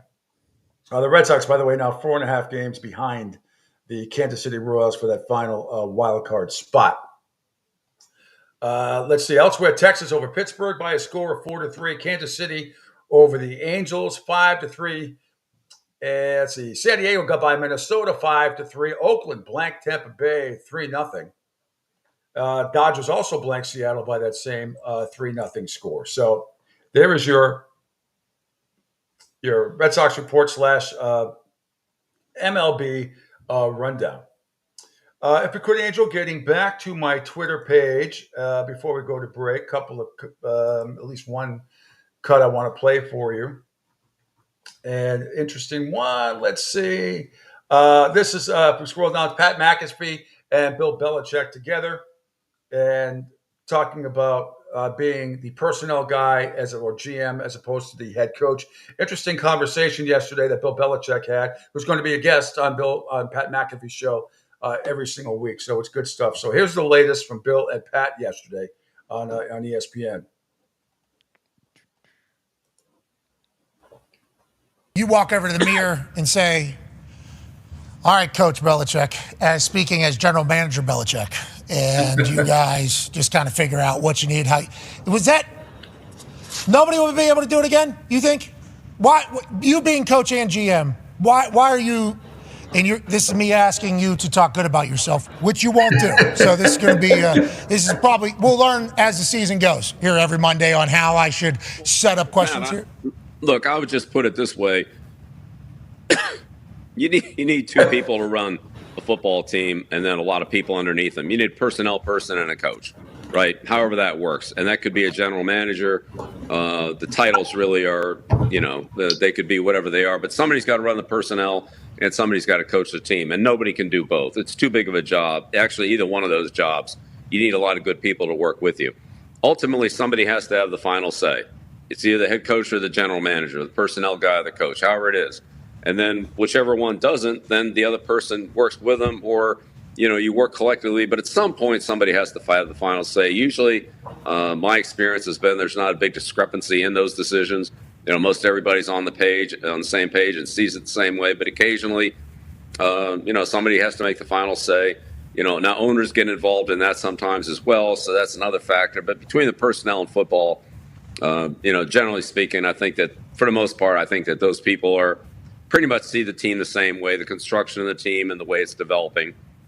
But at some point, one of those people, along with the owner, has to have the final say in the moves. And so that's, I'd say that's how it works.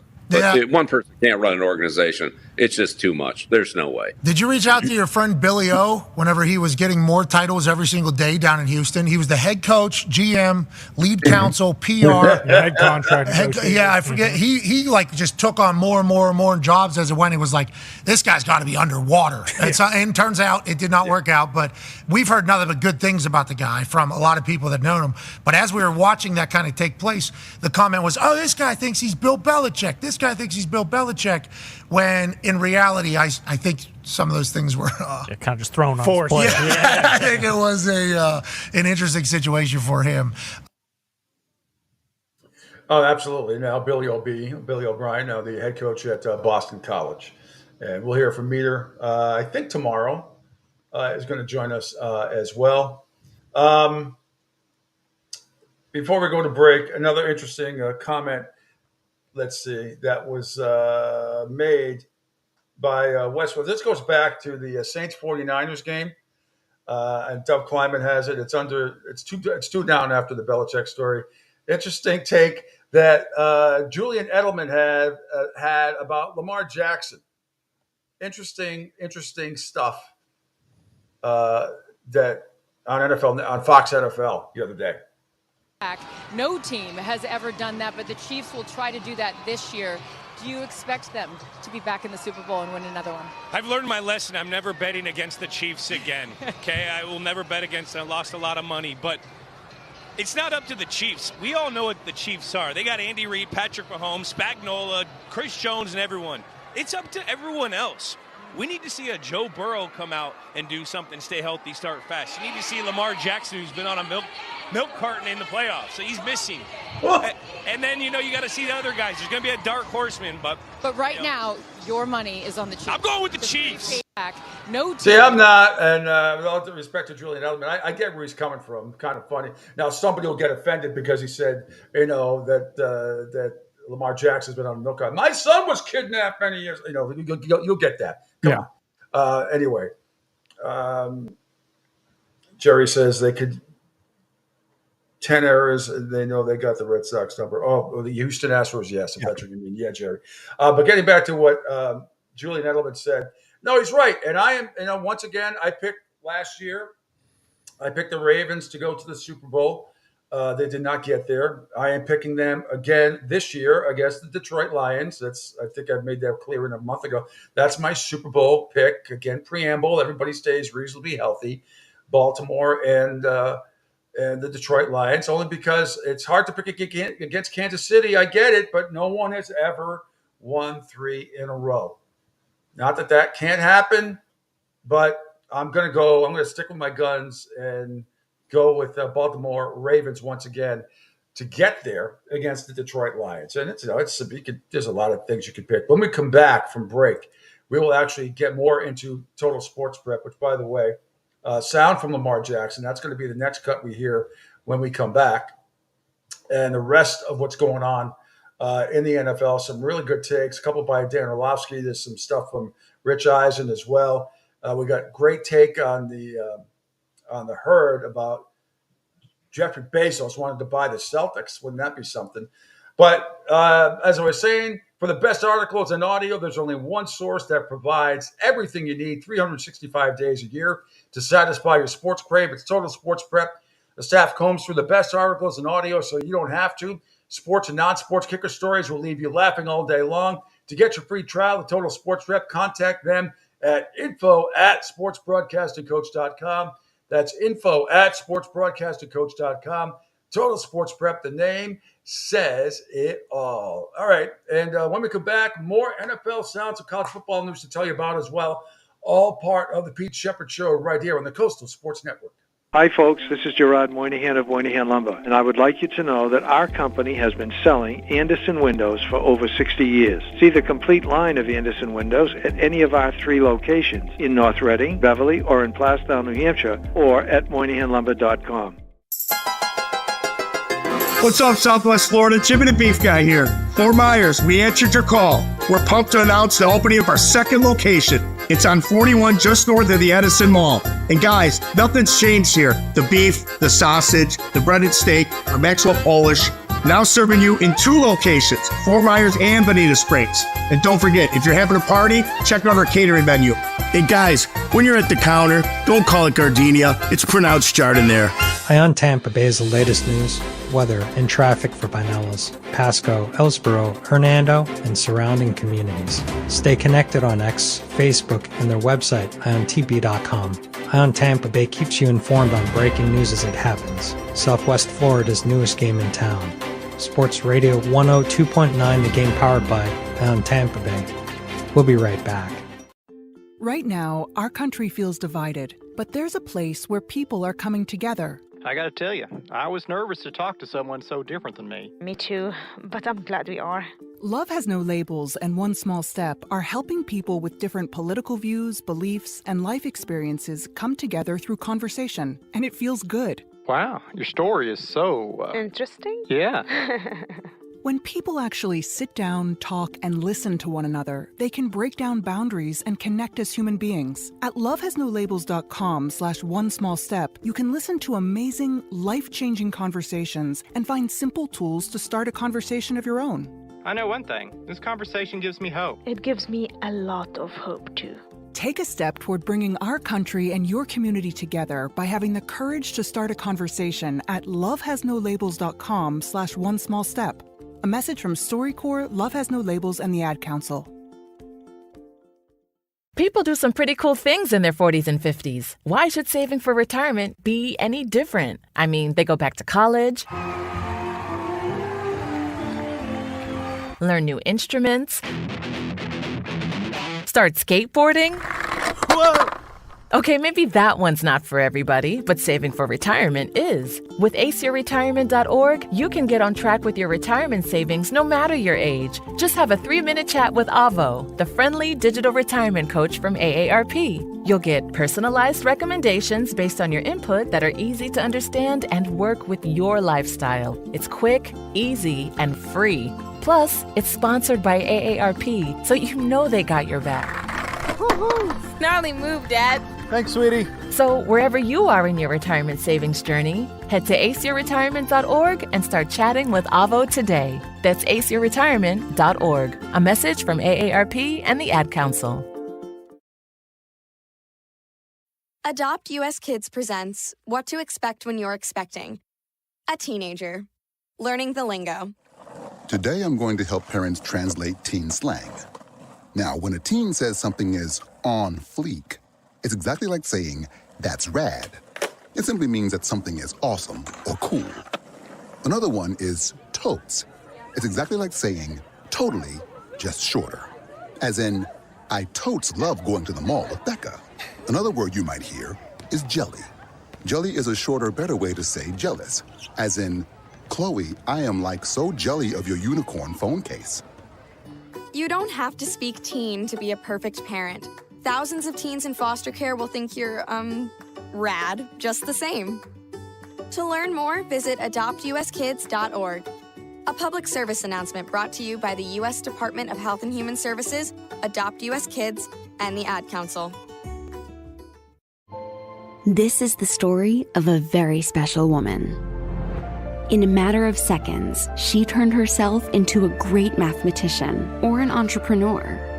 Her knowledge was limitless and still is.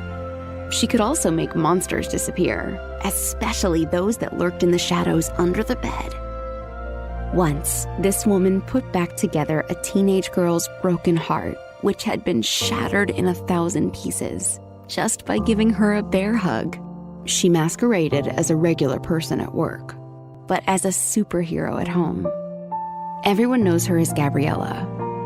I still call her Mom. Your hero needs you now, and AARP is here to help. Find the care guides you need to help, complete with tips and resources at aarp.org/caregiving. A public service announcement brought to you by AARP and the Ad Council. You want the best in sports and entertainment? You got it. Now back to the Pete Shepherd Show.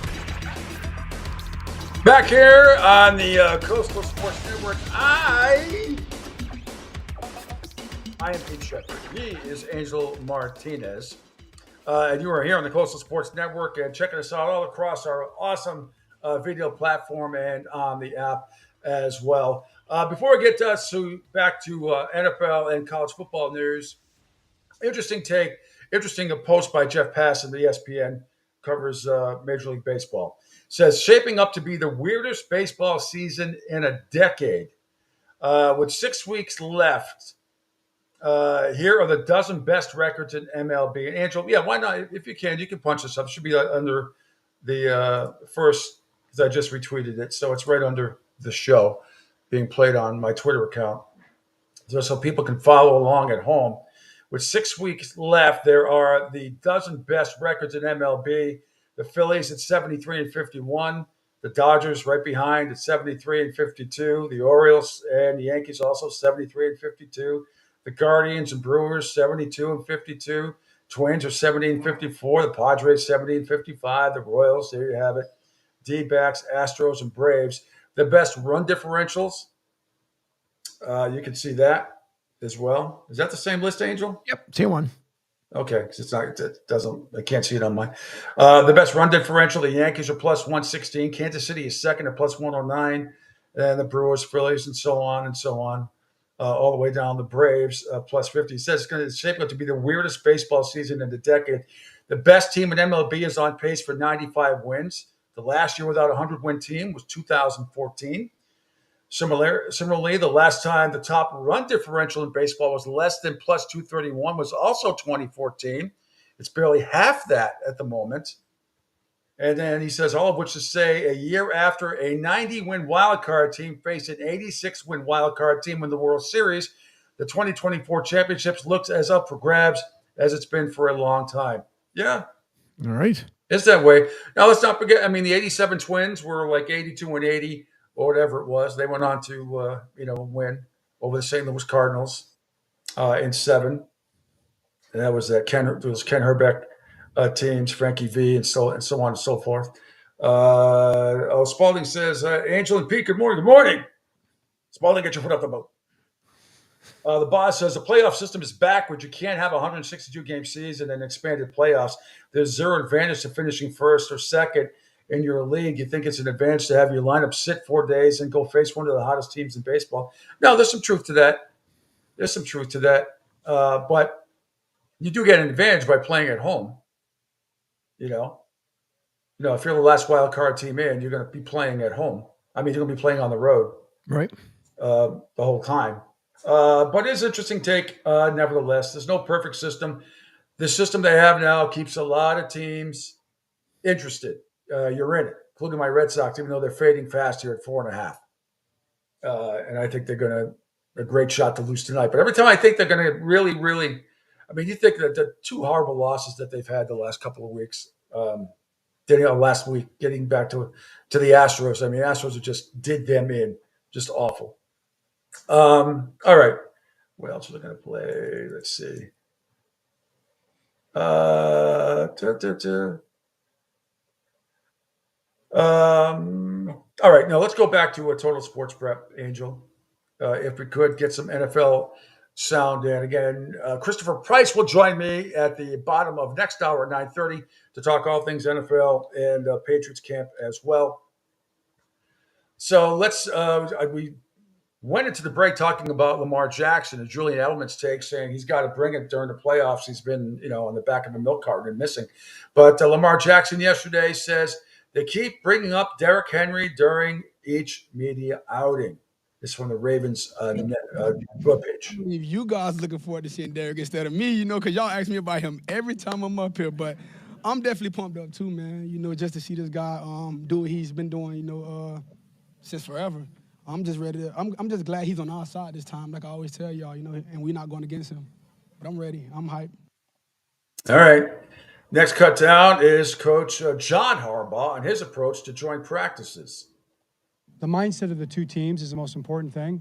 If both teams come in with the same idea, that they're two good football teams are trying to take advantage of the opportunity to practice against another good football team and get a good football practice in, that's what you want. If a team's coming in like they're trying to prove something, some junior high thing, then, it's usually not good. So we're excited to go against Green Bay. We think they're that kind of a group, a good football team, right there, almost in the AFC Championship game, proven team. So we're looking forward to that opportunity to go practice against those guys.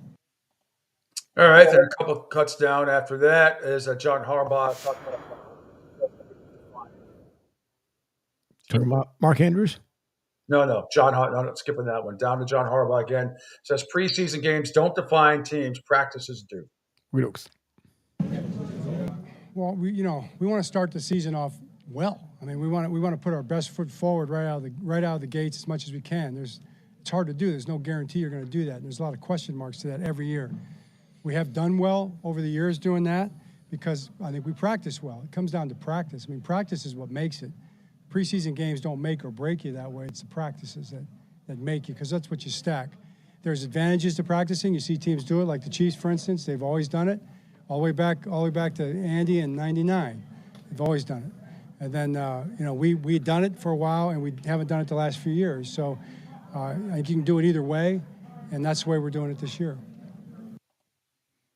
All right, yeah, and I understand all that. You learn a lot in joint practices. A lot of people say you learn a lot more in joint practices than you do in some of these useless preseason games. I still don't understand, as I brought up earlier, Raheem Morris's and to a degree Terry Fontenot, the GM of the Falcons. I don't understand what they're doing with Michael Penix Jr. and by not playing him. It doesn't make any sense to me or anybody else. Honestly, when you heard Raheem Morris yesterday say, we've seen everything we need to see, you won't see him the rest of the preseason. I don't know if that's some hidden message that Kirk Cousins isn't ready, that he's going to be the starting quarterback, or it's just the Falcons being stupid. It's one or the other, because he definitely needs to, if he's not going to be the starter, if he's going to be the starter, I can somewhat see it, but he's going to need some snaps. You had Patrick Mahomes play a whole half the other day. So if he can play a whole half, you're telling me Michael Penix Jr. shouldn't be out there? It doesn't make a whole lot of sense. Yeah. All right, let's continue down. Dan Orlovsky on Caleb Williams. Interesting take on ESPN yesterday. Bears could have the best quarterback they've ever had. Yeah, I agree with that. I'll tell you why in a second. But here's Dan Orlovsky on ESPN. This kid is uniquely talented. And certainly he has remnants of Aaron Rodgers and Matthew Stafford. I'm not saying number 15's name.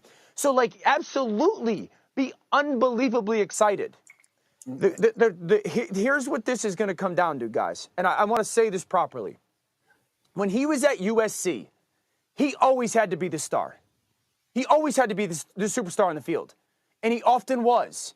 And that led to some unbelievable stuff, and it led to some not awesome stuff. In the NFL, he can't be that. That's just not real life.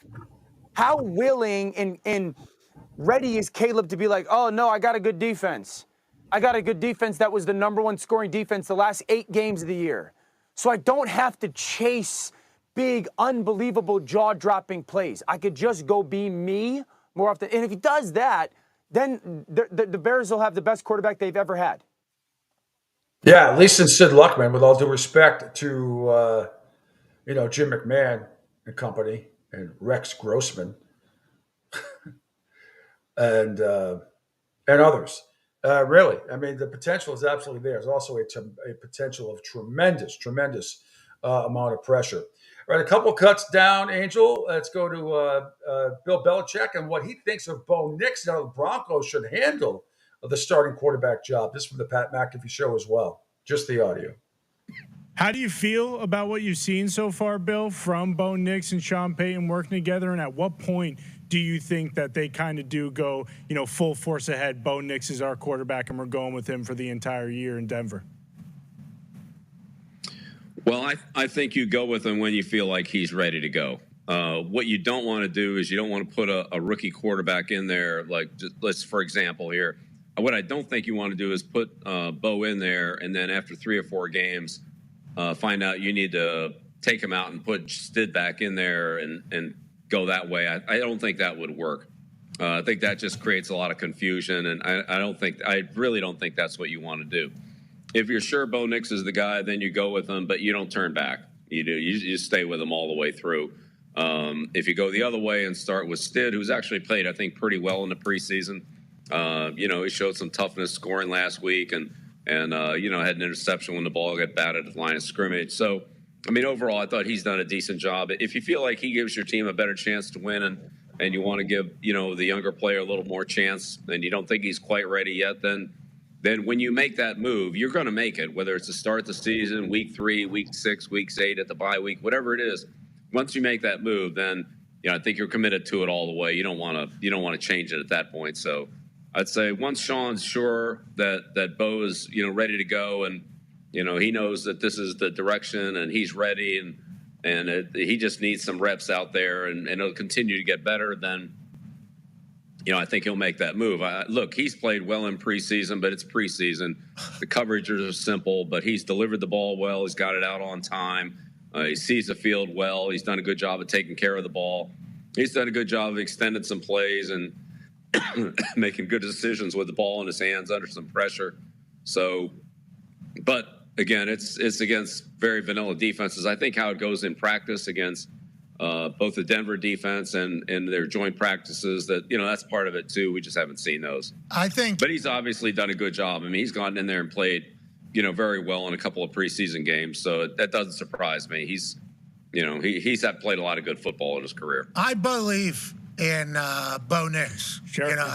He's big, he's fast, and the way Sean Payton is it seems like he's going to be durable too. Played a lot of football in college, obviously been through a lot, so it feels like he's calloused potentially through a lot of different situations, especially down there in Auburn with how that whole thing went and the whole conversation. I think those are good things as you head into the season. Yeah, interesting take by Bill there. But yes, see, you just these vanilla defenses, and you talk about second and third string guys. But Bo Nix, he looks like the real deal, no doubt about it. Again, what a transformation! When he was at Auburn, I mean, my God, except for having a really cool name, you saw flashes here and there. But once he got to Oregon, good God, I mean, a total 180. All right, continuing to scroll down, just a couple of cuts after that, Angel, for the Vegas Raiders. Gardner Minshew, and why he ended up signing with the Raiders this offseason, thanks to Sirius XM NFL Radio. Coaches, and you choose the Raiders. Why the Raiders for you? Yeah, man. I think when we kind of looked at it, looked at the options out there, as soon as free agency started, they called. I felt great about it. They felt, wanted me there, so it was a no-brainer for me. Yeah, was it something that you saw within the team, the organization? Is it the money? I mean, what did you see? Or like, you know what, I can be a part of an organization and really put my stamp on it and compete. Well, I think the only way to really increase your value as a quarterback is to win, and you want to go to places where you have opportunity to win. And playing this team at the end of the year last year, feeling the talent that they had. Defense was balling, offense had some tools, and it was growing the right way. You could see that the whole time. Just feeling really good about that. That was the main thing. All right, next cut down. Let's see. We'll start with, we're going to skip Orlovsky and Daniel Jones, but we're going to go to Robert Saleh, the head coach of the Jets. And by the way, Aaron Rodgers was terrible yesterday at practice, 11 of 27 with an interception. But head coach Robert Saleh says the Jets haven't decided yet whether to play any starters against the Giants. This is from SNY Network. Do you expect to play any starters against the Giants, or we haven't talked about it yet. We'll reevaluate everything after the practice on Wednesday and come up with a decision. Okay. Good. Excellent. Also, we talked about why Jermaine Johnson launched a water bottle at practice yesterday, I should say. Come on. On that last series, Jermaine seemed to be upset about something. I'm just wondering if you can explain what happened or you saw what happened. They get mad at me because I don't call sack. So, my call. I never call a sack unless it's up. It's got to be super obvious because as a D coordinator, I have empathy in the fact that at the end of practice, we claim to have 30 sacks, but in a game we only get 2. So I give the quarterback the benefit of the doubt that he's going to get rid of it. You're okay. By the way, Jerry from Rhode Island followed up the one with Belichick. Yeah. McAfee, he said, listening to Coach Belichick on McAfee answers a lot of questions to his past decisions. I love it. Yes, it's good stuff. He's going to be excellent on that show. He's going to be excellent on the Manningcast as well. That's going to be a lot of fun. All right, let's go. Next cut. Stephen A. yesterday on First Take, and he is not impressed at all with the Steelers. He's not impressed at all with what he saw on Saturday. The Steelers looked awful offensively. They looked absolutely awful. I'm very, very disgusted with what I saw. Let's get that out the way first. Secondly, I get where Shay is coming from in terms of starting Russell Wilson. That was certainly my thought process. I'm not sure how sold I am on that right now. I understand he's had the calf injury and stuff like that. I get that reality. But here's what really resonates with me. I'm thinking about the fact that you took those 3 sacks. You're still holding on the ball a little bit too long. Why are those things relevant? Because that's why Sean Payton couldn't stand them. That's why Sean Payton ran him out of Denver.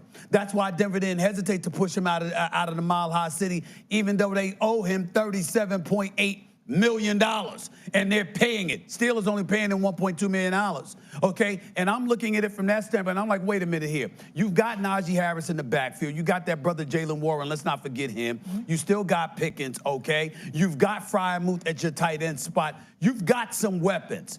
But in the end, it's going to come down to your quarterback play and what kind of a threat he is. I'm looking at Justin Fields, who wasn't great. Certainly was starting off the preseason with a couple of fumbled snaps and what have you. They had to work that out, so that really turned me off. He was better this past Saturday, rushed for 42 yards, completed 11 of 17 passes for nearly 100 yards. I get all of that, but I'm looking at Russell Wilson, and I'm saying, damn, this is why the Denver Broncos didn't want him. I don't want to hear anything about the calf injury. You still holding on to the ball too long. Yeah. That was the problem. And so I'm just looking at it from that standpoint, Shannon, and I'm not enthused. I know that the AFC North is no joke. Let's get into it right now. I'm looking at Burrow. I'm looking at Lamar Jackson. I see what Deshaun Watson got. And you got Amari Cooper there as well, okay? And Njoku and obviously, I'm just looking at them right now, and I'm like, I don't want to ever, and I've never said this before because I believe in Mike Tomlin so much. But the Steelers got last place written all over them, Shay. They got last place written all over them. I don't see how they get out of this, Shay.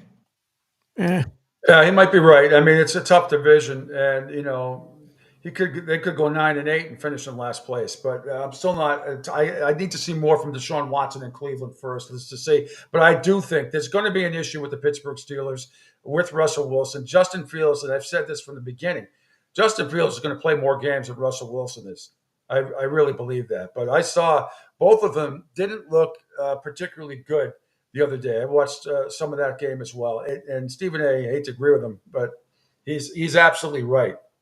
And I think that has a potential to be a mess. And you cannot tell me, I've seen it too many times, especially with two quarterbacks so close in talent right now. One, obviously, Russell got the experience and a Super Bowl, but he's lost a couple of steps. And then the up-and-comer Justin Fields. So I thought the situation may benefit him. But this kind of stuff divides locker rooms, and it may not divide it now. But if things go crappy for the Steelers out of the gate in the first month of the season, you watch. This is how teams become disjointed with this kind of stuff. It happens a lot. All right, let's keep scrolling down. Just not too far. Dan Quinn officially naming Jaden Daniels QB1 for the Washington Commanders, and the fun of watching him develop all summer. This is from BigStandingOnX.com. BenStandingOnX.com. All right, well, let's get rocking. First thing is I thought that I would get into was I told you about a month ago that naming our starter at QB wasn't a secret, and it was a process, and that process was time. I'd know, he'd know, and I'd let you know. And as much as we knew Jaden would get there, Adam and I were most excited about watching how he would. And the how has been absolutely outstanding. He went through the whole thing. He didn't miss a beat. Hit the targets that we had put in front of him. We talked about the practices against the other teams, the games. So he's ready, and he's earned the right to do that. Yeah, not surprised there. The other options would have been Marcus Mariota. Who else is there? Sam Hartman is there, rookie out of Notre Dame. He's not going to do it. Who else is there? Jeff Driscoll. Yeah. So I'm not surprised. Jaden Daniels, I mean, he's just awesome. I mean, anybody who watched any college football last year and SEC football and LSU, I mean, if Brian Kelly had a residue of a defense, LSU would have been in the fight for the national championship. They put up a gazillion points a game. Their defense was absolutely atrocious. By the way, Angel, I told you, I found out the total for the LSU USC game, which is going to be played at Vegas where the Raiders play. The total is only 62 or 62.5. Jump all over it. There's going to be 100 points in that game. I'm not kidding. Total. 100 points in that game. Get on that right now. That I would almost make that my total lock of the year. Right now, game 1, LSU, I think September 1st, against USC. Jump on that total. Go over. I believe it's 62 or 62.5. Does not matter. All right, meanwhile, because you're probably wondering, Dan Quinn, head coach of the Commanders, his name's Jaden Daniels, QB. Dan Quinn, next question on the wide receiver depth behind Terry McLaurin. Yeah, so I know you guys were talking about that. We really do have some unique guys and some guys that are absolutely going for it. So what you were calling 2, 3, 4, 5, 6, all of these players, will go in and have a role into it. It's been cool to see Luke following Olamide some preparation and processing and what does practice look like. And so to see Luke make some plays in the game, I was certainly happy with that. In the slot, you saw the one going down the seam. He's back there trying to return punts. Like, he's a relentless competitor, and it's one of the things I really admire about him. He's just always down for it. Yeah, you want me to return kick? I'll be the wing. I was like, no, you can't do them both. It's the same thing on punt return. You don't get to do both of those, So his just relentless ability to go after it, Ben, I think is going to make the player ascend as we're going. Diami and Jahan have, shown, some cool stuff for us. You feel Jahan's speed. I feel Diami get on top of people. So we got a number of people, but I don't necessarily, I'm not going to be boxed in and say, this is one, this is only this, this is only this. I was referring to how do we utilize the players? Not everybody will have the same exact role. We got to try to find them and put them into the spaces of things they do well. By and large, what are you looking for at receivers of, contested catches, beating man-to-man? Those are things that you have to be able to do. And then the yards after the catch and the playmaking ability, those are things that you're looking for all the time. At the core, the urgency, the finish, those are the things that I'm looking for on a regular. Yeah, interesting take there. And the Patriots, my boys, play Washington this week, so we'll see. I'm not counting on Jaden Daniels starting at all. I hope he plays a series. I'd like to see him, but anywho, the last preseason game is nothing. Spalding says Minshew will be a great fit with Vegas. Just win, baby. No. I think that's a disaster. Hey, maybe they catch lightning in the bottle with him. I don't know. Is he going to grow that creepy mustache again? We'll see. That he had. I don't know. That's a big question mark there, Spalding. And the bigger question mark is Devontae Adams going to be a Raider come trading deadline? A lot of people think that he will not be. I know Aaron Rodgers is still pushing for him big time to come to the Jets. We shall see. Before we go to break, Angel, if we could, under my Twitter page, it's now the second one down. Diana Rossini used to be at ESPN. You know her, lovely and talented. Now she's with The Athletic. Getting back to Denver, she had an interesting conversation about Bo Nix for the Broncos.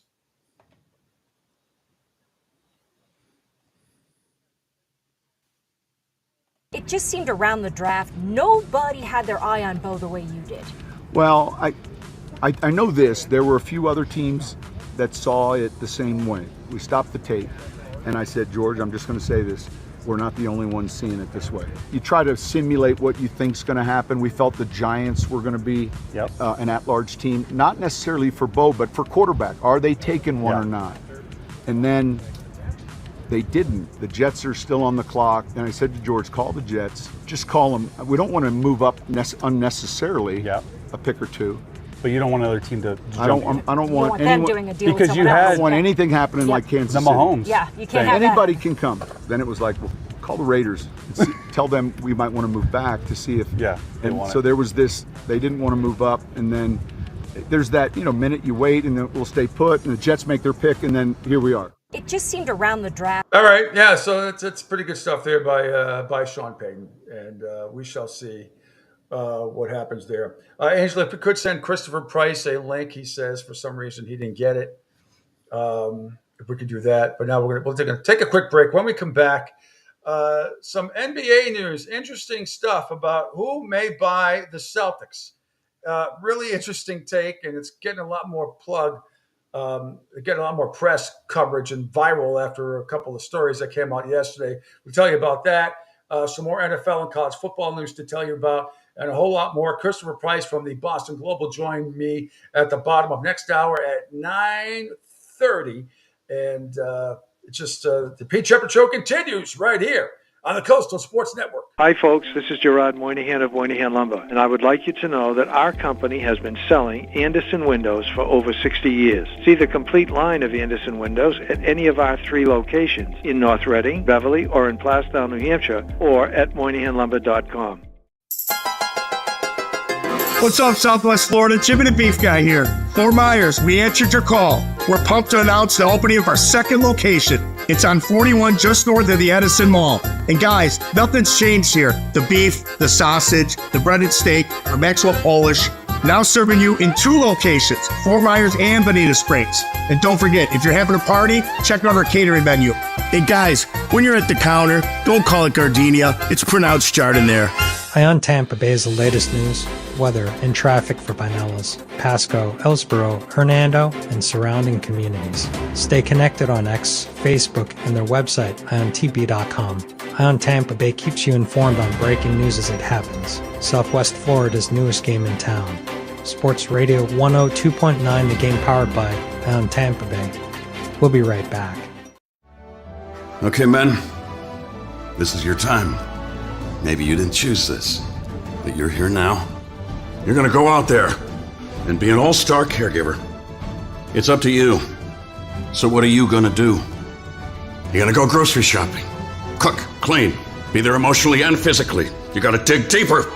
Drive them to physical therapy, doctor's appointments. Don't you forget about the pharmacy. I know you won't, because that's what caregivers do. Don't give up. Don't ever give up. This is your time to show the world, your family, and yourself that you're tougher than tough. Now go out there and be the best caregiver this world has ever seen. Caregiving is tougher than tough. Find the care guides you need at aarp.org/caregiving. A public service announcement brought to you by AARP and the Ad Council. Hi, I'm Danica Patrick and proud aunt. Watching my nieces grow, play, and learn is amazing. But not every child gets to be carefree. 1 in 6 kids in the U.S. are hungry. 1 in 6. That little girl sitting alone at the playground, she can't play like the other kids. She doesn't have the energy because she's hungry. School lunch will be her only meal today. It breaks my heart that this is the reality in our country, but it's something that Feeding America is working to change. Each year, the Feeding America network of food banks rescues billions of pounds of good food that would have gone to waste. This food is then provided to families and children in need. Being a kid should be about using your imagination, learning, and having fun. These children shouldn't have to miss out on simply being a kid because they're hungry. To find out how you can help end childhood hunger in your community, visit feedingamerica.org. Brought to you by Feeding America and the Ad Council. Adopt US Kids presents What to Expect When You're Expecting. A teenager. Learning the lingo. Today I'm going to help parents translate teen slang. Now, when a teen says something is on fleek, it's exactly like saying, that's rad. It simply means that something is awesome or cool. Another one is totes. It's exactly like saying, totally, just shorter. As in, I totes love going to the mall with Becca. Another word you might hear is jelly. Jelly is a shorter, better way to say jealous. As in, Chloe, I am like so jelly of your unicorn phone case. You don't have to speak teen to be a perfect parent. Thousands of teens in foster care will think you're, rad just the same. To learn more, visit adoptuskids.org. A public service announcement brought to you by the U.S. Department of Health and Human Services, Adopt U.S. Kids, and the Ad Council. This is the story of a very special woman. In a matter of seconds, she turned herself into a great mathematician or an entrepreneur. Her knowledge was limitless and still is. She could also make monsters disappear, especially those that lurked in the shadows under the bed. Once, this woman put back together a teenage girl's broken heart, which had been shattered in 1,000 pieces, just by giving her a bear hug. She masqueraded as a regular person at work, but as a superhero at home. Everyone knows her as Gabriella. I still call her Mom. Your hero needs you now, and AARP is here to help. Find the care guides you need to help, complete with tips and resources at aarp.org/caregiving. A public service announcement brought to you by AARP and the Ad Council. For the best in college football and NFL talk, check out The Pete Shepard Show, 7 to 10 a.m. Monday through Friday. Hey, welcome back to hour number 3. It is the Pete Shepard Show here on the Coastal Sports Network. Thanks, everybody, for checking us out across our awesome video platform here. Follow me at PShep326 on X and Twitter, Facebook, SR1029 The Game, and SR1029thegame.com. Powered by Ion Tampa Bay, Ion TV, CSN Florida. Well, you can check us out on Spotify, Rumble, LinkedIn, Twitch, YouTube. Call in at the show or text as well, 727-858-6650. And Angel, I know what's coming up on the network today. Lots of good stuff happening here. Sure, yeah. I have not a clue, as I'm kidding. No, I'm trying to get some confirmation, possibly Coach Brown and a goalie from USF. And I'm still waiting to see if they'll be on a little bit later on this morning. So I'm waiting for a confirmation for that. Other than that, it's just recapping some of the shows that we've had here on the network. And an off day, obviously, usually for myself and for Q. He'll be back. We'll both be back tomorrow, but I'm just waiting for some news to happen here with USF to see if we can't get Coach Brown on, as he won his first game over the weekend, Sunday night, as the Tampa Bay Sun Football Club, the husband-wife duo. They both worked together for 25 years, 17 years on with USF. And now his wife ended up getting the draw on Sunday, and he ended up getting a win on Sunday night. So pretty good story there. So just waiting to see if I end up getting confirmation. Awesome. Great stuff. All right, Christopher Bryce, Boston Globe at the bottom of the hour. Today, if we could scroll down, Angel, it's a little bit of waste to awful announcing some NBA news concerning the world champion Boston Celtics. Jason McIntyre yesterday on the Herd with Colin Cowherd, he had the theory about why Bill Simmons reported on Jeff Bezos wanting to buy the Boston Celtics. This is pretty good stuff from awful announcing. And then we'll go back to Tua Tagovailoa, and then also hear from Brian Flores, his rebuttal to Tua. Whopper here. So the Celtics won the championship and are now for sale. And there's a report that Jeff Bezos is a candidate to purchase the team. Now, I just asked the staff, where is this from? Because I didn't see this. So I was locked in on NFL. And apparently, Bill Simmons, Celtics fan, who you are pretty familiar with, right? Yeah. He's the one mentioning Bezos as a candidate to purchase the Celtics. I find that a little interesting.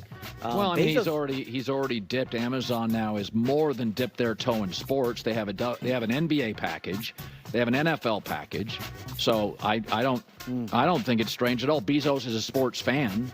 That doesn't shock me at all. Well, I was looking at the Bill Simmons angle a little bit more. Like, I mean, I know he's a Celtics fan, but is he connected enough to have Well, this? yeah, sure. Why would he float this? And then, well, he didn't float it. He probably heard it. Floating is just a theory. I doubt he floated it. He probably heard from somebody. Well, let's put Bill Simmons' names out there. It's almost like it's a good thing to have if you're in like a contract dispute with your employer, like Spotify. Why are you so cynical? That stuff's out there. I didn't realize it was out there on the internet. Simmons is. Can you just give people credit for potentially having inside information? That'd be a big break for him. Huge. Well, I think Bezos has this reservoir of money because of Amazon. I mean, Amazon's the only company we all use. I mean, literally all of us use that. There's not a lot of those kind of companies out there. That's it. And so, he's got that. Asking price is around $6 billion. Bezos has a net worth of $195 billion. He's doing well for himself. I would give $6 to own that franchise, which, by the way, if you look at the contract, so Tatum's under contract, Jaylen Brown's under contract, the GM's under contract. He's brilliant. The coach won a title. Like, if you're going to buy a team, now you're going to pay more. The Clippers went for 2, and everybody said that's too much, but they're worth now 4. So to me, there's very few places in America, globally, that you can invest in. You don't know if IBM is going to be around here in 25 years. Celtics are going to be around here. Manchester United is going to be around. The Yankees are going to be around. The Dodgers. You don't know if these companies are. All right, yeah, and Jason McIntyre, I mean, I don't know how well he knows Bill Simmons. I mean, I know Bill a little bit. He's from New England, and, he's not floating this out there. First of all, if you ever read, Bill Simmons has a couple of books out. One is a gigantic NBA book. It's this thick. It's that thick. It is really, a lot of people refer to it as the NBA Bible. It must have every single stat from every single player in the history of the game. So, yeah, I'll back Bill Simmons on this. And I don't think he's floating that out there at all. He's definitely connected big time with the NBA and not only the Celtics, but the entire NBA. So I am not surprised at all that this is out there. I wanted to get back, Angel, if we could. I want to play this one more time for people, and then I have Brian Flores retort. I want to get back to play that again, the video from the Le Batard show yesterday from Jake, where Tua, on his former coach Brian Flores, really, really went off on him. Can you explain to us the difference in practical terms between having a coach who did believe in you the way that he did and the difference between that and what was happening with Flores? Yeah. Well, to put it in simplest terms, if you woke up every morning and I told you you suck at what you did, that you don't belong doing what you do, that you shouldn't be here, that this guy should be here, that you haven't earned this right, and then you have somebody else come in and tell you dude, you are the best fit for this. Like, you are accurate. You are the best whatever. You are this. You are that. Like, how would it make you feel listening to one or the other? You see what I'm saying? And then you hear it, regardless of what it is, the good or the bad. And you hear it more and more. You start to actually believe that. I don't care who you are. You could be the president of the United States. You have a terrible person that's telling you things that you don't want to hear, or that you probably shouldn't be hearing. You're going to start to believe that about yourself. And so that's sort of like what ended up happening. And it was, I mean, it's basically been, 2 years of training that out of not just me, but, a couple of the guys as well that have been here since my rookie year all the way till now. We all had the same reaction to that, was to notice how awkward and uncomfortable Chris Cody was in his we can stop it right there. in the middle of that couch sitting next. I want to see Chris's legs again.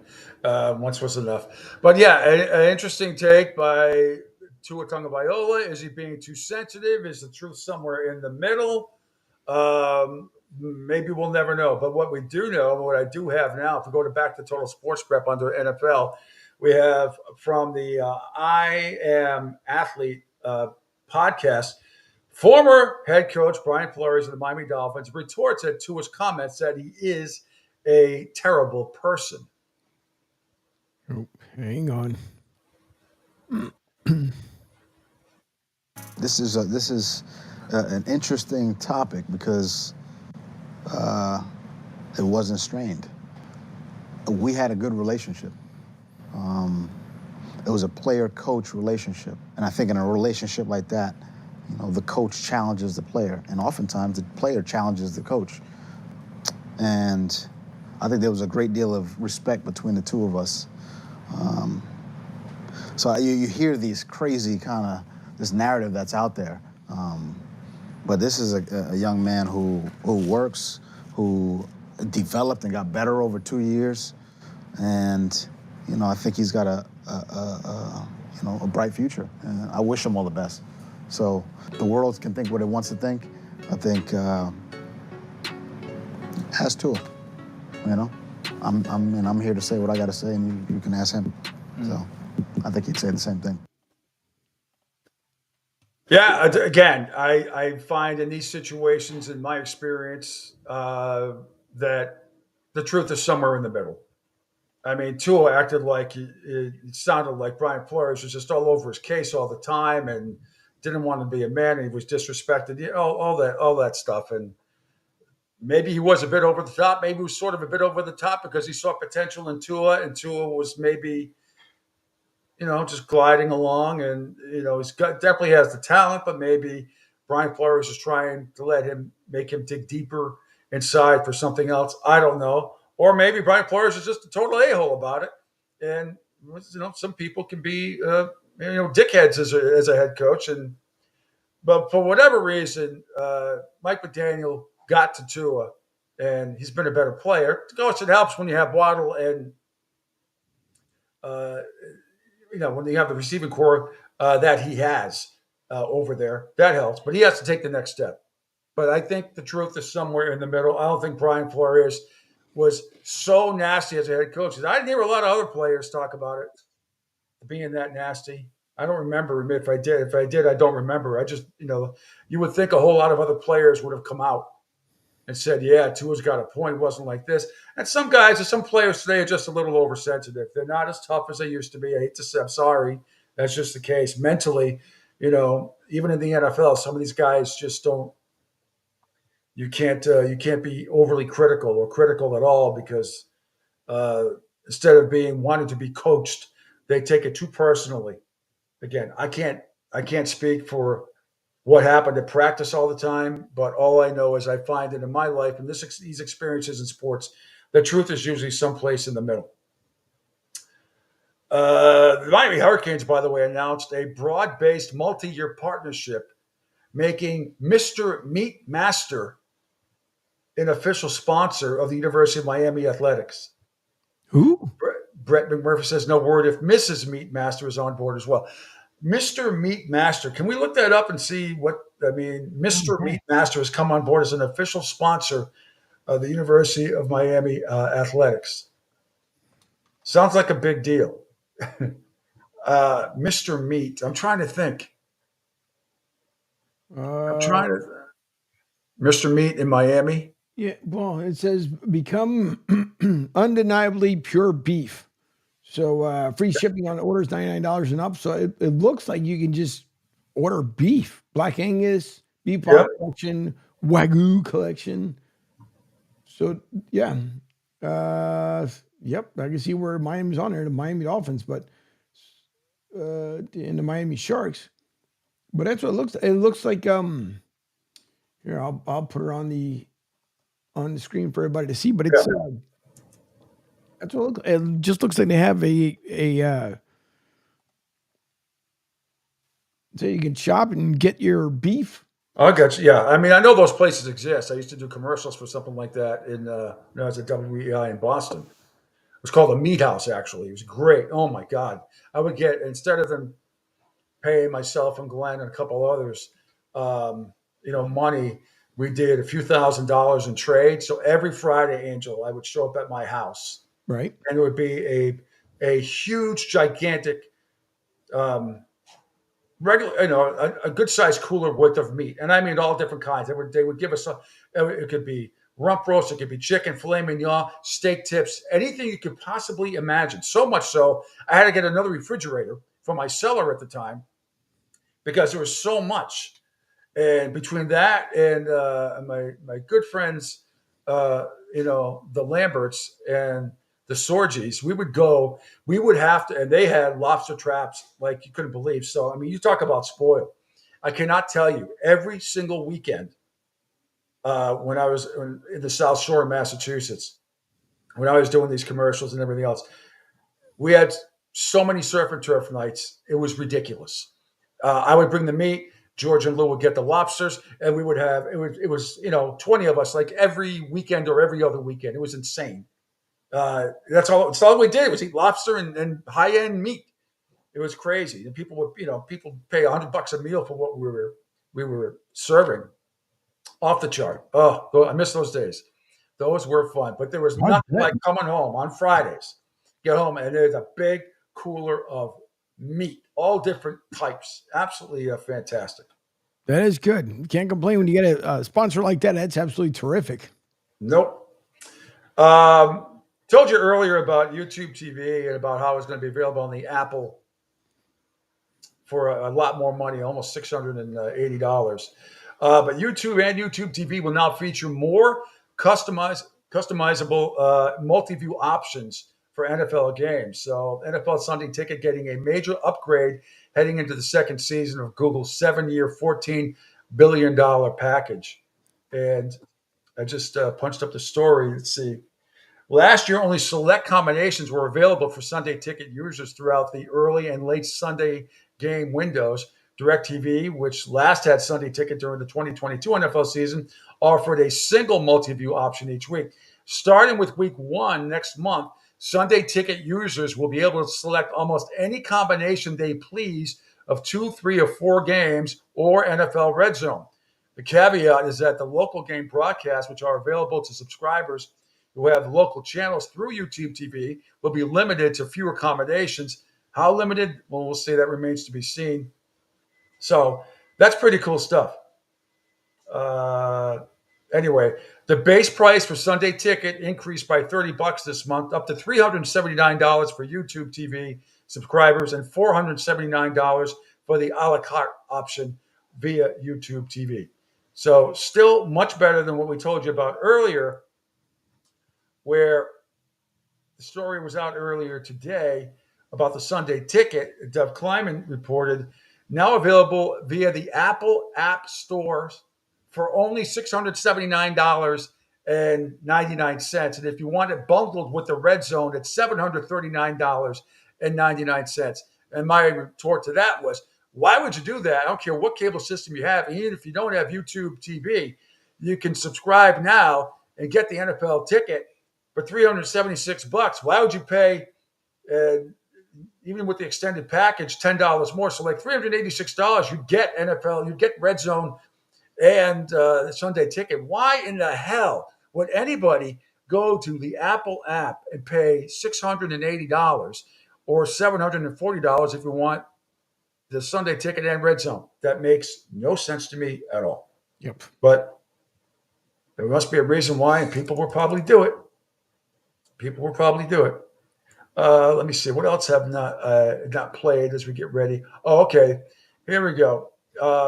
Couple more down, Angel. I just retweeted this a little while ago. It's from Pat McAfee show yesterday with Bill Belichick, and he talked about how Tom Brady's work ethic set him apart as a rookie, which is why he kept 4 quarterbacks that first year. And obviously, it is being immediately compared yet again to your relationship with Tom. And you mentioned about how Tom was your hardest worker. He was also a guy that was willing to take coaching. Now, at what stage did you know that he was going to be different than most superstars and how fragile almost some superstars can be, especially whenever they've been coddled their entire lives, which quarterbacks have been, high school, college. Now, I know he was backup 199 and everything like that, but quarterbacks have been lifted up since they're kids pretty much if you can throw a football, and then still having the mental toughness to be able to be coached. When did you realize that with Tom? And you acknowledge, obviously, that that is a massive piece of the entire culture builder in there as well? Yeah, absolutely, Pat. Well, look, Tom's one of our hardest workers as a rookie, and he didn't even play. We had a lot of rookies on the roster. We didn't have any salary cap space, so the team was filled with rookies. And, he would take those guys out extra after practice and run through the plays and that type of thing. But he really improved a lot in, obviously, 2000 to 2001 when he beat out Heward for the backup spot. Then from 2001 to 2002, even though the team wasn't as good, I thought Tom took strides as a quarterback, 2003, 2004. So, I think, look, he improved every day for 20 years, but I think the biggest improvement came in the first 4 years. But he continued to work. And again, the big thing every year was, who are the receivers, who are the tight ends, who are the run backs, how can I make them better? When you get guys like Gronkowski, that's different than Dan Graham and Watson and some of the tight ends we had before that. And we had different receivers, like Randy Moss, to Edelman, to Troy Brown. I mean, those guys are all good, but they're all different. And so how do you learn to use those players? And I think that's one of the things that Mahomes does really well is he knows what his players can do, how to get the most out of them. And I think, having Pacheco healthy and being able to have a good running game there, really gives a good balance to the offense. That kid's tough. He runs so mean. There you have it. Yeah, so that's an interesting take again by Bill Belichick, and there is no question because it was unheard of back in the day. It seems to me like yes, but it's not too long ago, where it was 20. Did I do something wrong? Did I lose? Did I log out of something by accident? No, I still see you. Oh, there you go. Okay, no, my bad. My bad. I just. No, I punched up a story as we go to break before Chris Price comes on. But yeah, no, the big improvement came in training camp when I saw it happening right before my eyes in Rhode Island at the old Bryant College, now Bryant University. I mean, I and Brett Smirlis and others, we saw the development between his rookie season when he was a 4-string quarterback, and then when he got to be the backup for Drew Bledsoe. I knew it was coming. I could sense it. That it was only a matter of time before he took over, despite the Mo Lewis hit. It was going to happen eventually. Before I go to break, Angel, you're recently married. You're recently newlywed, but I knew you would never do this. This was in New York. I know weddings are a big budget. On average, weddings now cost couples tens of thousands of dollars. 6 figures. They do.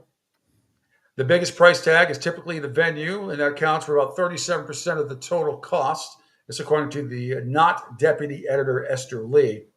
So to cut down on spending, Angel, newlyweds Nova and Remo Styles got creative, thinking of their nuptials like a concert and charging guests to attend their celebration. What? Yes. The tickets, priced at $333 a piece, earned guests a seat on their double-decker bus and a 12-hour adventure in New York City. Their strategy spared them $70,000 in wedding expenses. Lee said, "We're seeing a rise in brunch weddings. Other couples are flipping the traditional script to save some cash." Courtney, let me see this something like Courtney and Alex Quist opt for an earlier celebration versus traditional evening affairs, trading in the filet and fish for pizza and mimosas. Courtney said, quote, I would say we probably saved like $40,000. Alex said we had a beautiful wedding, an awesome reception, and the people that we love and care about the most were able to be there, so I wouldn't change a thing. Okay. That is so lame. Anyway, that's terrible. By the way, guest says, hey, Pete, I have a question. I hear people talking about it was Brady. Was it Belichick? And a lot of people are saying that it was Brady that made that team good, not Belichick. What do you think? I don't know. I'm not a Patriots fan, so I don't have a say yes or no. I've already gone through this a million times. Appreciate the question. It was both. They both made each other. They both made each other great. They both tell you that a million times, despite of who you think might want to believe in the media, will try to push some narrative of this or that. The bottom line is it was both.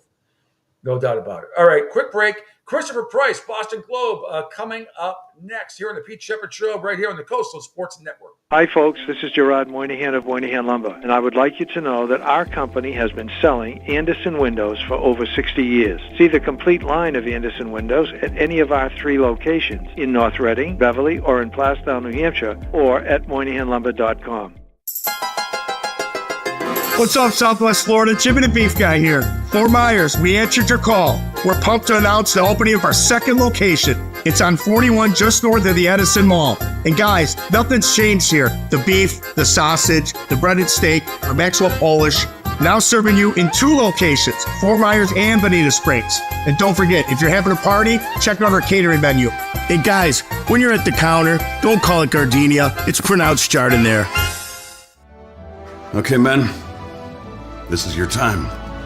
Maybe you didn't choose this, but you're here now. You're gonna go out there and be an all-star caregiver. It's up to you. So what are you gonna do? You're gonna go grocery shopping, cook, clean, be there emotionally and physically. You gotta dig deeper. Drive them to physical therapy, doctor's appointments. Don't you forget about the pharmacy. No, you won't. Because that's what caregivers do. Don't give up. Don't ever give up. This is your time to show the world, your family, and yourself that you're tougher than tough. Now go out there and be the best caregiver this world has ever seen.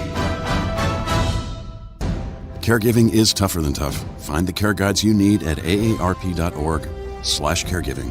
A public service announcement brought to you by AARP and the Ad Council. Hi, I'm Danica Patrick and proud aunt. Watching my nieces grow, play, and learn is amazing, but not every child gets to be carefree. 1 in 6 kids in the U.S. are hungry. 1 in 6. That little girl sitting alone at the playground, she can't play like the other kids. She doesn't have the energy because she's hungry. School lunch will be her only meal today. It breaks my heart that this is the reality in our country, but it's something that Feeding America is working to change. Each year, the Feeding America network of food banks rescues billions of pounds of good food that would have gone to waste. This food is then provided to families and children in need. Being a kid should be about using your imagination, learning, and having fun. These children shouldn't have to miss out on simply being a kid because they're hungry.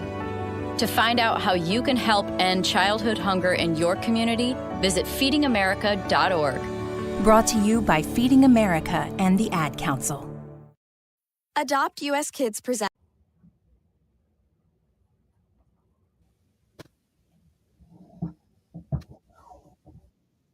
And The Pete Shepard Show. It's fun for the whole family. If it's dysfunctional. There's only one dysfunctional family, and that's the Jets. Maybe the Falcons.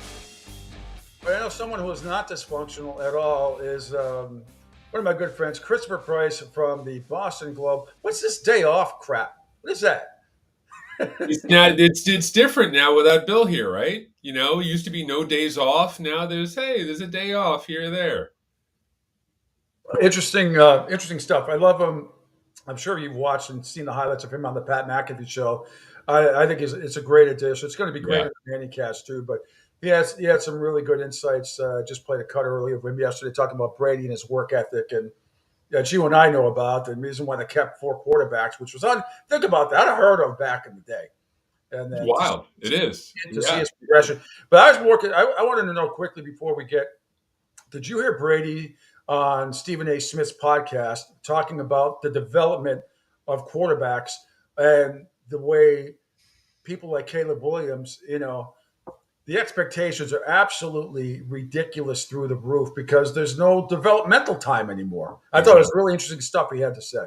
Yeah, exactly. I think there's some guys who can make that leap, but more often than not, Pete, those guys are outliers. I think that a lot of guys are better off. And look, this, that, there's the big debate up here now in New England is Drake May or Jacoby Brissett? How soon should Drake May play?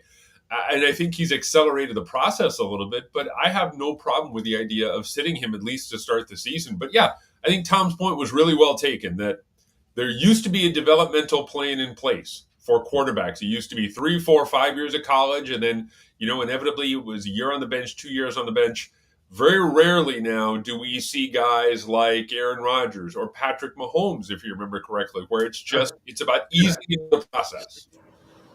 No doubt about it. And I want to get your thoughts on a couple of other things, too, before we get a little bit into the Patriots-Washington, which I don't expect anybody to play. I would like to see Jaden Daniels play, but I don't think he will. The Tua Tagovailoa lashing out at Brian Flores on Le Batard's show. Now, I know you were on the Patriots when Brian Flores was there. Then I played the retort on another podcast from Brian Flores. And I find in these situations, Chris, that the truth is somehow in between. I don't know if Tua is just being overly sensitive or what, but Brian Flores, you've talked to him a lot over the years, a little bit. Is there a right or wrong here, or who's BSing who? I mean, where do you think the truth lies here? I'm probably more in the camp of it was hard coaching. And sometimes, honestly, and you know this, Pete, there's situations where a coach and a star player just aren't going to get along for whatever reason. And I think maybe that was really in play here when you talk about the Tua Brian Flores relationship. Look, Brian Flores is a hard guy to play for. He's not going to be all about throwing his arms around you and telling you how great you are and how wonderful you are all the time. He's going to coach you hard. And I think we saw that. And I think that, you had a situation here where Tua maybe would have benefited from a coach who had a different point of view, a different approach. I don't think Brian Flores is going to change his overall approach. But I think, again, you referenced the conversation that Tom had with Stephen A. Smith, where he talked about hard coaching. Yeah. I think maybe there's a little bit more of that when you talk about when you talk about Tua's overall development. And I assume that now, and I don't know about it, you're much closer to the situation, that Tua is getting kind of that, kind of an easier time with a guy like Mike McDaniels. Yeah, I brought this up earlier. Great point by me about what if Tua were the quarterback of the Dallas Cowboys? Is he just that overly? And I also even actually a worst case scenario the last couple of years ago. What if he were in Jacksonville? What if he had to go through what Trevor Lawrence went through with Urban Meyer? I mean, I give Trevor Lawrence all the credit in the world. I think Tua might end up with a straitjacket in the sequel to One Flew Over the Cuckoo's Nest. Look, it's true no matter where you play. The quarterback job I think it's the toughest job in sports. You get too much of the credit. You get too much the blame. But you know what? That's life in the big city. You're going to be in the center of the storm all of the time. And that's the price you pay for playing that position. That's why you get $50 million guaranteed a year. That's why you're on the cover of all the magazines. So it comes with a job. You're gonna have to suffer the slings and arrows sometimes, and a lot of time those slings and arrows come from your own head coach. I would love if a hard-hitting reporter like you were down in Atlanta before we get more into the Patriots and Washington and all that stuff, because this is an intriguing story. I really went after Raheem Morris yesterday. I didn't understand, unless he was being told to say it, how Michael Penix Jr. could possibly be done. We've seen enough in camp, nothing to see here, yada, yada, yada. It's all bullshit to me. It made no sense at all unless Fontenot, the GM, was saying. And then I got to thinking after the show, is this because Kirk Cousins isn't ready? That Michael Penix Jr. might be actually starting? That's the only logical explanation I come up with, Chris. Because if you're paying a guy $180 million a year, $180 million that contract, unless he's hurt, I don't know, explain to me if what would you ask Raheem Morris? Why isn't Michael Penix Jr. playing unless Kirk Cousins is hurt? Yeah, I agree. I agree with you 100%. But I also think, too, that, look, Atlanta's made a number of curious personnel decisions over the course of the offseason, and I think this just kind of falls, it's just the latest example of another curious personnel decision. I want to see the youngster. I want to see if he can play. And I think that, look, I'm with you. I think the idea that, maybe Kirk Cousins isn't ready. Who knows? But I think ultimately, you know what you have in Kirk Cousins more than you know what you have in Michael Penix Jr. And I like Michael Penix Jr., but I want to see him play. I want to see him take as many live reps as possible because, look, perfect situation. If you're the Falcons, he doesn't play at all this year. Going back to what we were talking about, the developmental system, he's going to sit for a year behind Kirk Cousins. So get him the reps now. Get him in the game now. See what he could do. Put him under pressure. Put him under duress. And then when that time comes, you have a little bit of a better idea as to what kind of young quarterback you have. But then Raheem Morris, this is what I mean. Nobody challenges Raheem Morris. Not that I only heard a couple of cuts. So what did you if you were there, what do you say? I would have said, what are you, nuts?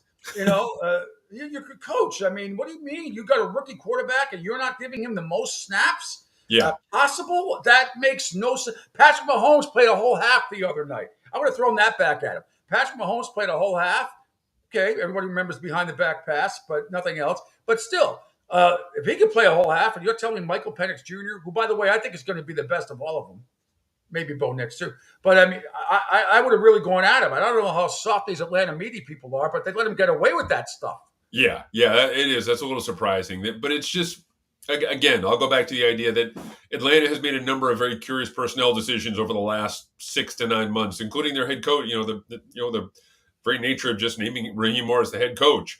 And maybe this is just the latest example of that. So, look, I'm with you. You want to get your youngster as many reps as possible, at this time of year. Because, the situation that you have a veteran quarterback.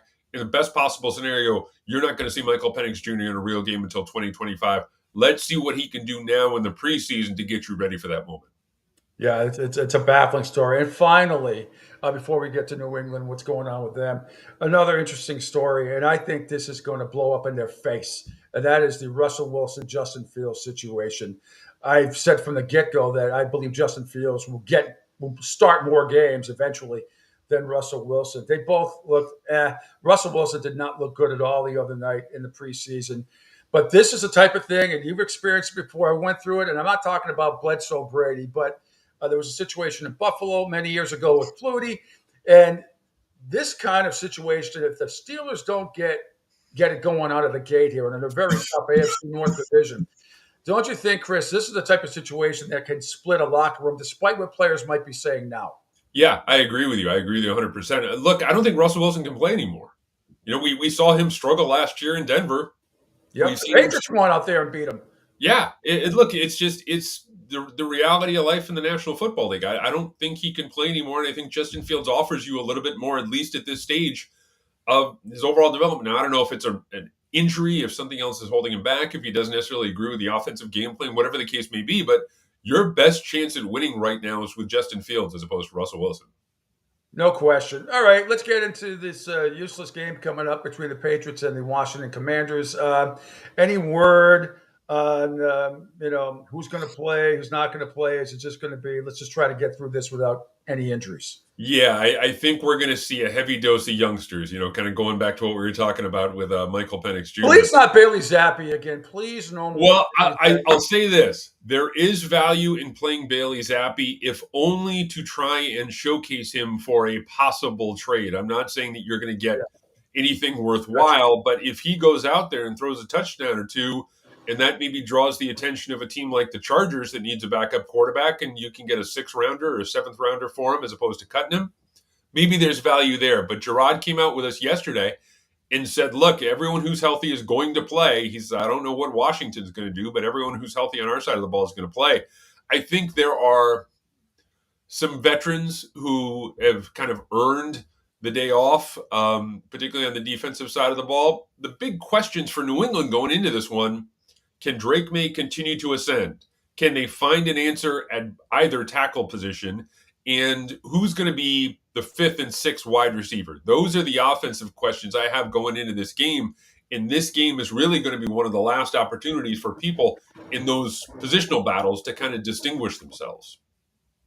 Yeah, it is going to be interesting. I'm also interested to hope that Jamar Chase is still sitting out when the Patriots play there on September 8th at the opening game against the Bengals. Hopefully he won't be. But all right, so let's see. Everybody's been talking about the offensive line. At times it look okay. Other times it's been very, very inconsistent. Do you think because of that? Well, let me just say that. How much do you think Drake May is going to play on when they play Thursday or Saturday? I forget. They play Sunday night. It's the last preseason game of the year. Oh, yeah, it is. excellent. It's the last preseason game of the year. I think he's going to get a handful of reps. I don't think he's going to play as much as he did in the second game, but I think that they want to end the preseason for him on an up note. That is to say, if he has a really good couple of drives, I think that's better off than leaving him in for an extended period of time and having him kind of go up and down right now. His confidence is pretty good at this point. He's certainly trending in the right direction after last Thursday's game, where he really kind of delivered a jolt to the offense. He's had a couple of really good days of practice. He continues to stack success. That's what you want to see. And I want to see him end the preseason on a positive note, because I still think we're in a situation where Jacoby Brissett is going to start the regular season as your number one quarterback. But I want to see Drake May feel good about the way the preseason wrapped up. I want to see him put together a touchdown drive or two and then get him out of there for the second half. I thought one of the best throws he threw the night was incomplete. That gets pushed out of bounds. God damn it! If that would have been the number one highlight reel on everybody's highlight reel if he had made that catch. But he got shoved out of bounds, unfortunately. That was a great throw. Yeah, and he's continuing to make throws like that. The guy who Polk has shown up an awful lot over the course of the summer. The other guy who is kind of under the radar a little bit, but I think continues to perform well for this team on the offensive side of the ball is KJ Osborne. He's developed a really nice chemistry with both quarterbacks. He's caught everything that's thrown in his direction. He's cost effective. He's well respected. He's a guy that everyone loves in the locker room. He's a guy who started to distinguish himself the back end of that wide receiver depth chart as someone who's going to be really important to what the Patriots want to get done offensively this year. No question. Plus, he went to Miami, and which automatically makes him good. But yeah, I remember. I was surprised that the Vikings let him go. To be honest with you. Yeah, he is. He's one of those. He's not an above the marquee guy. He's not an elite level talent, but he's a really good complementary wide receiver. The Patriots have a lot of those guys this year. In baseball parlance, they got a bunch of 2 and 3 starters. They don't have a number one starter. They don't have like a Brandon Ayuk or Calvin Ridley type. But they have Kendrick Bourne. They have Pop Douglas. They have KJ Osborne. They have the 2 rookies. These are all really good pieces of the puzzle. And they're building. They're building for 2025 and beyond. They're going to go into the offseason right now after the Judon trade. They have 4 picks in the top 100. They're going to have a ton of cap space moving forward. They're setting themselves up for next year and making a run at one of those really great tackles, either in free agency or the draft. One of those really good wide receivers in free agency or the draft. They're starting to put the puzzle pieces together. Pete, you remember this. What Elliott Wolf is doing right now reminds me very much of what Danny Ainge did when he traded Paul Pierce and Kevin Garnett to the Nets. He is in the acquisition business at this point when you're talking about a team-building process. He's talking about getting assets, finding guys, and being able to cash them in down the road. What about others who will be play devil's advocate and say, okay, well, they had a ton of cap space this year. They used it to sign a bunch of what they consider maybe app players or, not really flashy, not really sexy stuff that they did. But I tend to agree with you. I mean, how do you explain that to those people like, oh, what makes you think they're not going to do it again next year? Yeah, they got 4 of the top 100 picks. They have a lot of salary cap room. Why should I believe that this organization is going to spend the money in the right areas?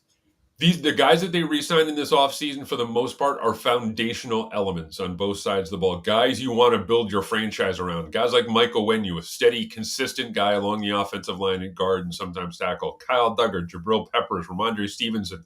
These are guys you can build a franchise around. You want to make this team ultimately, and what I think Wolf is working toward, you want to make them an offensive destination spot. You want to have guys come to New England and want to play for a young quarterback. The days in New England, you remember this, the days of taking a free agent to the ground round and wooing him that way are over. I forgot about that. Yeah, you can't do that anymore. That's not going to work, so you have to overpay. Our friend Tom Curran called it a suck tax. And they're going to have to pay a bit of a suck tax right now, given the situation they're in. But they want to work toward creating an environment where guys want to come play, particularly on the offensive side of the ball. Now, if they have that cap space, they have those draft picks, and if Drake Maye continues in this direction, that's a step in the process in creating a type of environment where you want to come play if you're an elite wide receiver, an elite tight end, an elite running back. They're still not there yet, but they're kind of starting to put the pieces in place. It's all going to come down to executing. You can collect as many assets as you want, but you have to be able to execute. You have to be able to make the trades. You have to be able to find the draft picks, and that's the next step in the process for Elliott Wolf. Boy, I miss those days of doing shows with you and the Pride of St. Anselm that we just mentioned, Tom E. Curran, and those kind of colloquialism, suck tax. It's great. Fantastic. It's great stuff. My first year before I met any of you guys was covering the team at 89, 90, 99. I mean, I was there for the Rod Rust years. I was there for the Lisa Olson situation. She had two seats ahead of me. I was there for Dick McPherson, nice guy that he was. He even hugged me once, even after a loss. So I just don't want to see those type of days ever again. Because that was just dreadful. Pete, I think, and you remember this too. I'm glad you bring up those days because they would beg you. They would beg us to go cover that team. Yeah, exactly. Those were strange days compared to where we are now. I'm glad you bring up the late 80s, early 90s because I think in the best possible scenario, the Patriots should follow the 1993 blueprint that was put out. But I'm not going to compare Parcells to Mayo, but you're right. Yeah, I just want to see improvement over the course of the year. And you get to a point in November and December where you're winning games, you're competitive, you're an exciting young team, you're on the upswing, so you can head into 2025 on a positive note. All right, fine, before I let you go, if you were covering the Dallas Cowboys, forget Dak Prescott, because that guy's going to be the happiest guy on the planet. No matter who he's with, he will be the highest paid player in the history of the NFL. There's no question about that. But if you had a one-on-one with Jerry Jones right now, I'll be Jerry, you be you. Ask me about CeeDee Lamb. I mean, what would you ask me? What would you ask him about CeeDee Lamb? Is CeeDee Lamb a franchise receiver? Is CeeDee Lamb the kind of guy you could build a franchise around long-term? Well, I tell you, Christopher, here, we don't need to see him to compete. We've seen him compete before. We don't need to see him compete. You need to have the Johnny Walker Blue while you're doing that too, right? Yeah. It's just like, you just want to, people down in the media just want to shake him and go, what in the hell are you talking about? Only because the drop off is so significant from CeeDee Lamb to everybody else. It's just crazy. And I was thinking, what if this was ever, in the North, if this was the Eagles or the Patriots or the Jets or the Giants, would fans be going like absolute back shit over this? Yeah. Yeah. You have a situation where you have the cap space, you have the talent on the roster. You need something to put it over the top. That's why I still think, and look, as a sports fan or as a sports writer, you root for the story. I don't know if it's just that or I just, need a little more drama or whatever the case may be. I still think Bill Belichick is the guy to go there in 2025. I do. I think that, they both have, so Jerry has something that Bill craves and Bill has something that Jerry craves. There's the legitimacy that Bill brings to a franchise. And then there's also the fact that there's a kind of a playoff ready roster to get Bill, the Shula record. So I think it makes too much sense for both sides. But it is interesting about, because Bill talked about it yesterday on Pat McAfee's show about being the GM, and Pat flat out about being the GM and the coach. And he basically said, you really can't do it anymore. You got to surround yourself with a few good people. Now, I don't know if he was tiptoeing around that question. Do you think he'd need total autonomy with the Cowboys and can he handle if that ever did happen? I do agree with you. I think there's a chance it might. I think he still would want the hammer, though. I think he would want the possibility of vetoing any sort of personnel moves. I don't think he would want to necessarily be the coach and GM. He would have to have someone in there of like mind. And I don't know if there's anyone off the top of my head who is capable of doing that, but I think he would still have to have, final say when you're talking about personnel moves. All right, Chris, I know you have your mailbag today on your on Twitter and other places. So what can I plug for you? Also, I still don't have my Hartford Whalers authorized book yet. Don't have that. So what else? What else can you go? Oh, there you go. Oh, great. Yeah, again, incredible. I wish I had Brass Bonanza, but it's all Pete, man. It's all like man. Right now, it's all football all the time. It's 24 hours. It's the Patriots mailbag is up there. I answer questions every week from readers. There's no availability today because they're kind of going into regular season mode with a game on Sunday. So you have the Tuesday off, and then they're going to get back to it. Wednesday, Thursday, Friday, and then travel on Saturday. So it's all football all the time, man. But check me out on Twitter at C Price Globe. And last thing. Are you happy that there will be 95% majority 1:00 games this year? Yes. I remember when I was working 7 days a week or whatever, I would welcome the 1:00 games because usually get there by 9:00 anyway because who wants to get stuck in traffic? Yep. And and then you're out of there by maybe 5:30, 6 o'clock. Sometimes I didn't have to write. I just had to go interview people and then take it over to Glenn and Freddie at the time before I started doing that show. But I think most media people welcome the 1:00 games, don't they? Yeah. At least in the Northeast. Yeah. It's always fun to cover a compelling team. And if you cover a really compelling team, you're going to be, spend a lot of nights in prime time, working late and 8, 9 o'clock kickoffs and whatever the case may be. But can't be, if you're a sports writer, man, you can't beat Sunday at 1 because, theoretically you're home for dinner Sunday night. So, yeah, I agree with you there. It's always nice to have a lot of those Sunday at 1s on the schedule. Angel, did you have something for Chris before we let him go? I didn't know if you had a question or not. No, okay. All right, Chris. Thanks so much. Christopher Price, Boston Globe. Let's do this again in a couple of weeks, and we'll see where we're at. I hope Jamar Chase doesn't play against the Bengals because it's going to be tough enough anyway. Yes, putting him in there. I have in the words of Han Solo, I have a really bad feeling about this, but we'll see.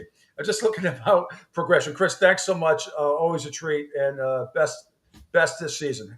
Take care, buddy. We'll talk soon. All righty. All right. That is Christopher Price from the Boston Globe. So that is just about going to do it for us, although my other music isn't there either. And my hip hop closing music. I know Angel said you said Evie Mux was going a little kooky, but that's okay. All right, Angel. Great job as always producing all of this stuff and chiming in. It was great. Thanks to Christopher Price. Tomorrow we will have more great show, gents. Thank you, Spalding. Appreciate you, and you do a great job as well. Tomorrow, Bill Sparrows will join us from the Boston Herald, and I'll talk about some gambling and some prop bets for the upcoming NFL and college football season. Some good stuff there. And I have somebody else coming on tomorrow as well, but I will let you know, Angel. And again, coming up on the network, coming up later today. Just again, rehashing some stuff there from the website, and hopefully a USF interview, but we'll see. Okay, sounds good. I'll be back tomorrow morning at 7 a.m. Thanks everybody for checking us out here, the Pete Shepard Show on the Coastal Sports Network. Bye.